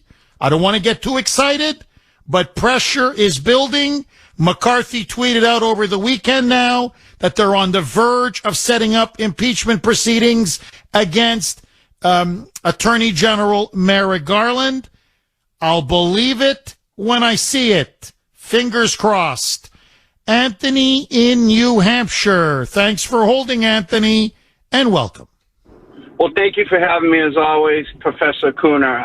Us listeners to you, we're like going to a civics lesson in college, because anybody that listened to your show knew during the time that when Joe Biden appointed Kamala Harris as his VP, that it was all the hands of Obama. And this is all Obama. I called this on social media. I have a video that has over 1 million views on a platform that I'm not using anymore because it's connected to China. But I called it when the first couple of documents started popping up. And if you want to know how much evidence is going to come forward, as much as it's going to take, because he wants his little darling, Kamala, to become president now so that she can serve more than 2 terms as the first black woman president. And that's all part of the grand scheme of Obama. So all this evidence that's coming forth from the IRS, the IRS was Obama's brown shirt force, remember, when he targeted conservatives? Yes. Nobody cleaned house there. Nobody did anything about that. They all got slaps on the wrist. They're all still there. So Obama's behind the scenes as the puppet master. We all know this. And Joe Biden's already told you, you're not going to get Obama because they used 150,000 different ways to disperse the money. And where did the money go? Who knows how the money got there? They sold paintings. They wrote books. They did all types of things with shady companies, I'm sure. So Obama's got his hands out of this. So good luck getting him. But it's all part of the scheme of making Kamala Harris president. And if anybody that's listening thinks that the Democrats aren't going to rally around stupid Kamala, the first black woman, you'll be labeled a racist faster than your head can spin. And then they're going to lock her in there for 8 years plus. And it'll go down in history. And Obama will be behind it all. Well, I got to say, Anthony, that is interesting. It's fascinating because you're right. If they topple Biden and bring him down, Kamala becomes president, which is what Obama always wanted. But then essentially it nullifies a primary because now she's the incumbent. So it freezes out Gavin Newsom. It freezes out anybody else, Gretchen Whitmer up in Michigan, like anyone else who maybe would have thrown their hat in the ring. Now, well, she's the incumbent president. So that neutralizes Obama's opponents in the Democratic primary. And then you're right. First female, first black female president. I know she's half black, half Indian, but let that go. So she'll be the first black female president of the United States, shattering multiple glass ceilings. The media will lionize her. The Democrats will lionize her. Hollywood would lionize her. And it's, game, set, and match. And as you rightly point out, more than 2 terms. I mean, that's more than enough time now to really bury this country once and for all. Kevin McCarthy's got to be the most stupidest person on the face of the planet. Because you know who else went next in line if he could tie Kamala and Biden together? It would be Kevin McCarthy, president. And he just had an unlimited spending bill passed, and that bill would still be held as law. So Kevin McCarthy would be president for a year and a half or whatever, a year, let's say, if they got him impeached. But we know it's not going to pass the Senate. But he would have unlimited spending for a year under that bill. I want to read to you something, and I want to get your reaction, Anthony. This is now what David Shapley, the IRS whistleblower, is now exposed. It's a July 30th, 2017 WhatsApp message from Hunter Biden to Henry Zhao, key member of the Chinese Communist Party, the guy who runs the hedge fund in China that gave Hunter over $1 billion in 2013. Joe Biden is sitting right next to Hunter. They want more money from Zhao. Quote, I am sitting here with my father, and we would like to understand why the commitment made, $5 million, has not been fulfilled. Tell the director that I would like to resolve this now before it gets out of hand, and now means tonight. And Z, if I get a call or text from anyone involved in this, other than you, Zhang, or the chairman, I will make certain that between the man sitting next to me and every person he knows and my ability to forever hold a grudge, that you will regret not following my direction. I am sitting here waiting for the call with my father. Anthony, is it me, or does Hunter and Joe, do they sound like gangsters blackmailing and extorting someone? Jeff, I'm from Revere originally, and if anybody knows Revere, you're 3 people away from real gangsters, and that's as gangster as you can get. And Joe was in on this. You know who else Hunter used to pal around with? Barack Obama. There's pictures of him at basketball games yucking it up. So he was the bag man for both of them. And just Obama's been doing this racket for a long time in Chicago. So he knew how to keep his hands clean by using his underlings. That's what the mob boss does. So only way you're going to get Obama is if you get Hunter and Joe to turn on Obama. And you know what, Jeff? The sad reality of it all is the Democrats will still not believe a single bit of it. Drop the mic, Anthony. Your calls next. 617-266-6868 is the number. Okay, I want you to listen to this now. This is a big story. The media is deliberately underreporting it. Harvard law professor Alan Dershowitz, lifelong liberal, voted for Joe Biden in 2020, has been one of his strongest, most vocal defenders in the media. After reading the text, the WhatsApp message, in fact, that I just read to you, that was unveiled by the whistleblower in front of the House Ways and Means Committee on Thursday, this shakedown of this Chinese businessman tied to the Communist Party. Listen now to Dershowitz saying, holy shamoly, this needs to be investigated and investigated seriously. Roll cut 22, Mike. The key point is it would be an impeachable offense if, in fact, Biden sat next to his son and heard him make that demand for money. Now, we don't know whether it's true. A, we don't know. I don't know. I haven't heard the tape. But B, I don't know whether Hunter Biden was telling the truth when he said he was sitting next to his father. But there is probable cause, and this has to be investigated. And thank God for our system of checks and balances, that we have a Congress that is not controlled by the party in power and can do the kind of investigation. And Biden can't plead his Fifth Amendment anymore because his lawyers have said that he's no longer subject to any criminal prosecution. So please go forward with these investigations. That's a very interesting point, because his lawyer came out and said, well, this is it now. It's all over. There's no more investigation. It's done. The whole thing has been resolved. He's going to plead guilty to 2 tax misdemeanors, do a pretrial diversion program for the gun felony charges. So no, there will be not a day he spends in jail. No prison time whatsoever. Well, now if the investigation is over, how can you plead the 5th? Now, this is the big bomb.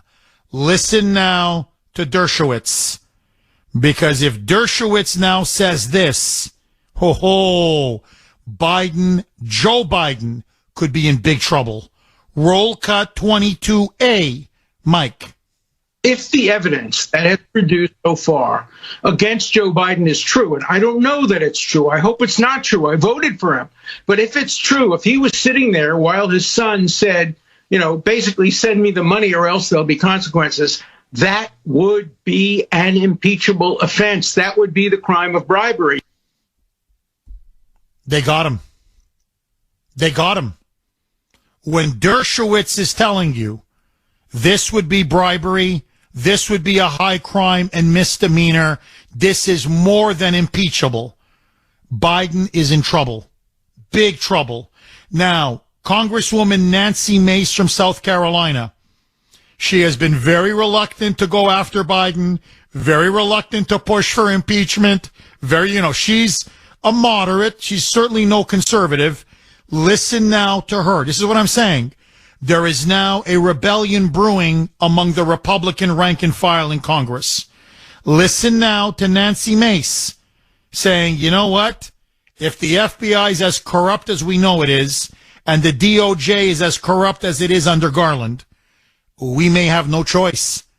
It may be time, I don't care what Kevin McCarthy says, it now may be time to impeach Joe Biden.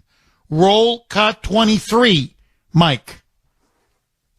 Are you moving to impeach this president? Well, this could be. We have to do our own investigation. We have to be better than the left, better than Democrats when they impeached Trump twice. We have to be better than that. We have to have an investigation. We have to have all the evidence, the dots connected, has to go through committee, through judiciary. I'm seeing evidence. What more evidence do you want? We have to connect the dots for Congress to be able to do that. So there's a process to go through judiciary, and we need to do that. We just referred impeachment charges to committees last week. But what we want to show, and this is why it's so important, and my message to DOJ and FBI today and this morning is that if you are not going to do your job and investigate this, we will do your job for you on the Oversight Committee. So that was Maria Bartiromo. I share her frustration. How much more evidence do you need? Oh, really? I mean, it's ridiculous. But the point is now, even Nancy Mace says we're going to have no choice. We're going to have to impeach. So you now have moderate, and the reason, I'll tell you why she's saying this, because her phone lines are being melted down by her constituents back in South Carolina. And they're saying, if you know what's good for you, you better impeach him because we're going to primary your ass. And that's the feeling now across much of the country. So the Republican leadership now, they're going to be dragged kicking and screaming, but now they may have no choice but to impeach. 617, not when you have this kind of explosive evidence. 617-266-6868. Agree, disagree. Lynette in Natick. Thanks for holding, Lynette, and welcome. Hi, Jeff. It's nice to talk to you again. It's a really great show. And I just quickly want to just go back to what you first said about the Ukraine. We had no business being there, and I'm going to leave it at that. You were right from the get-go. I feel for the Ukrainians. I really do. They've been used and abused and used as the world's, washing machine for money. But, it's not our problem. And so I just want to say that I agreed with you from day one on that. I still have a few things left I want to just contribute. I just wanted to bring up this point that Hunter Biden operated as a foreign agent. Foreign agent, yes. Yes, of the United States. He operated that way, but he was never appointed that way. That's right. He didn't register as a foreign agent. You're completely right. And that's what got Paul Manafort thrown in jail. Manafort served a lengthy sentence for that. Okay, so, it's kind of funny. like you were saying, when Hunter was talking about, his father was in the room with him and you're going to pay a price, it just brought me back to The Godfather. And I was trying to figure out which one Hunter resembled most, Michael Corleone or Sonny. And I had to conclude it was Sonny because Hunter does not have any brains, neither does his father. Okay, so one more thing that I can add that hasn't been said already. I was going to bring in Henry Chow, but you got to it. Good, you got to that first. But Peter Schweizer has now said that Joe Biden used a global private phone while he was VP. That's right. A secret, you nailed it, a secret phone, a cell phone, which is very difficult to track as vice president, and that's because he was working deals with Hunter Biden. There's no question. There's absolutely no question. And I would subpoena that phone. And I'd like to find out what was said during those conversations. But the fact of the matter is, here's now what's indisputable. Biden has claimed repeatedly for years and years, I think he said it hundreds of times, he knew nothing about Hunter. Had no knowledge of Hunter's business dealings, never was involved with Hunter's business dealings, had no idea what his son was up to. That now is a bald-faced lie. The guy lied through his teeth hundreds and hundreds and hundreds of times. And what that shows is he lied because he was eyeball deep in all of the corruption and influence peddling. I mean, it's so, now it's screaming at you. It's so obvious you have to be deaf, blind, and dumb not to see it. Is the disrespect they have for the middle class and the working class. I have never considered myself either one of them. To my mind, the working class and the middle class is the same, okay? I mean, I battled through paying back my student loans until I got to my master's degree. I paid them back too. I certainly had scholarship money, but there were those bills to be repaid, and I got the hell out of there right after I graduated college, and I got out, and I hit the ground running. I had two jobs, full-time jobs in my major. I did not waste my college money by, trying to major in. Oh, everything you earned, pottery. You worked hard for, and everything you have, you earned. And that's me, and that's most listeners, and that's middle America.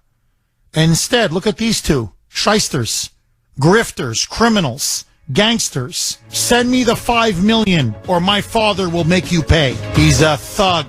617-266-6868 is the number. As many of you have pointed out through emails and text messages, if you're going to compare Hunter Biden to any of the Corleone sons, it wouldn't be Sonny or Michael, it's Fredo. the degenerate, drug-addicted pimp loser. That's I'm smart. I deserve some respect. That Hunter is Fredo all the way. Ray in Revere. Thanks for holding, Ray, and welcome. Long time, love you. Listen, you lost the steak dinner to me a few years ago. We didn't make it official. It was when all the words you used today, you used over Hillary Clinton. What happened? Nothing. So, official, steak dinner, anywhere. Nothing is going to happen to Merrick Garland. Oh, you're saying you don't think he's going to be impeached? Nope, he won't be impeached. Now, why? I'm just curious. How do you prove that, number one, how do you prove that Joe Biden was next to Hunter? I just lied. I exaggerated. That'll take care of that. And they'll spin it. They'll say this. They'll say that. Hillary Clinton was supposed to go to jail, too, remember? They had everything on her. What happened? Nothing. So I'll gladly be wrong. Where's the steak dinner? Put it out there. Oh, I'm not taking a bet. No way. No way. I love you too, and you know something? God forbid you start banging your head against the wall, because we're really all doomed. You understand me? But God bless you. Just keep banging your head against the wall. Thank you very much, Ray. I appreciate it. No, I'm not taking that bet. No way. Not with Kevin McCarthy, that gutless, yellow-livered coward. No way. No way.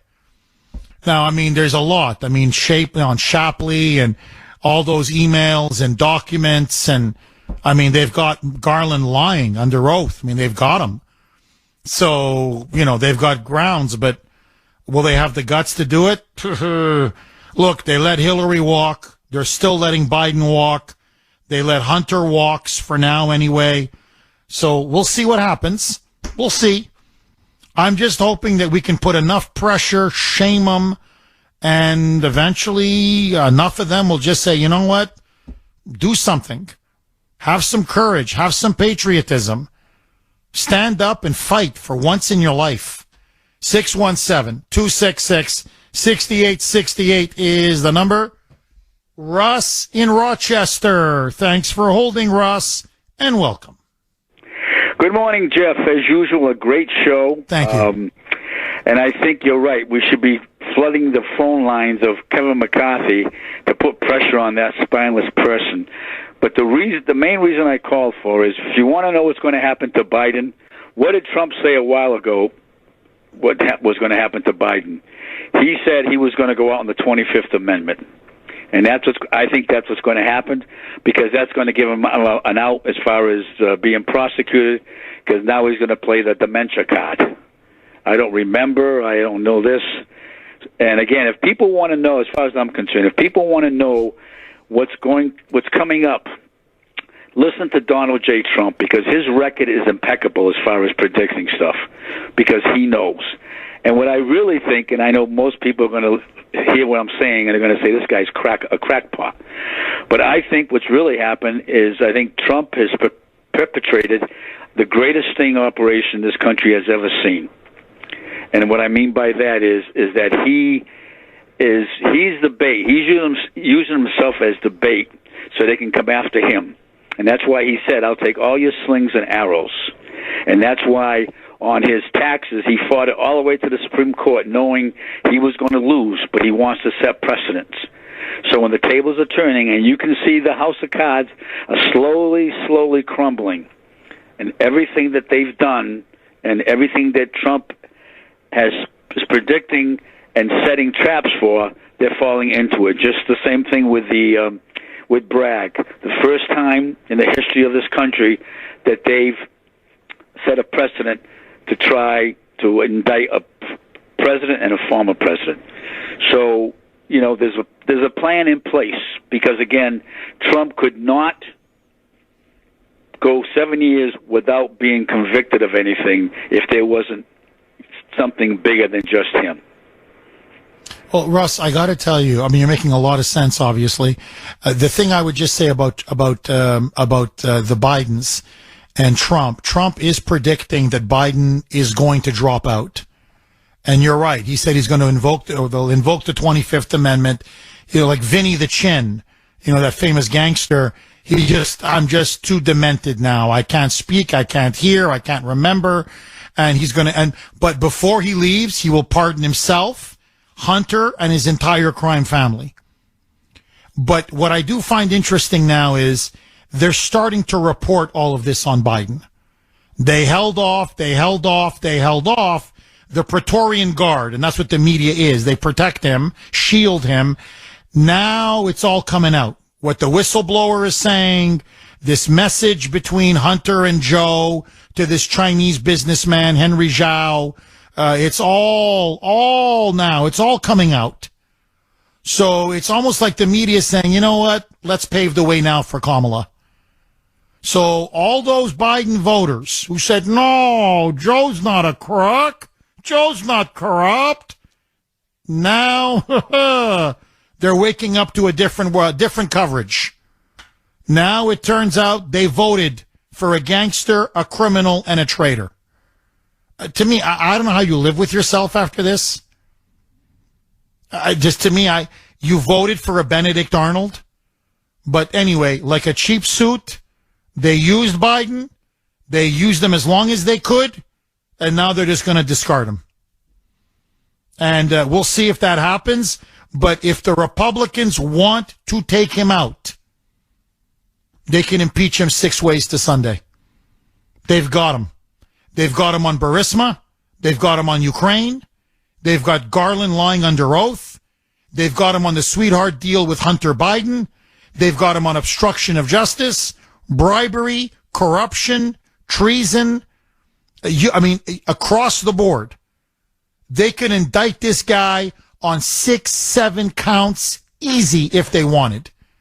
And whether they convict in the Senate at this point is almost irrelevant, because an impeachment proceeding and then a trial will bring all of this evidence to the country.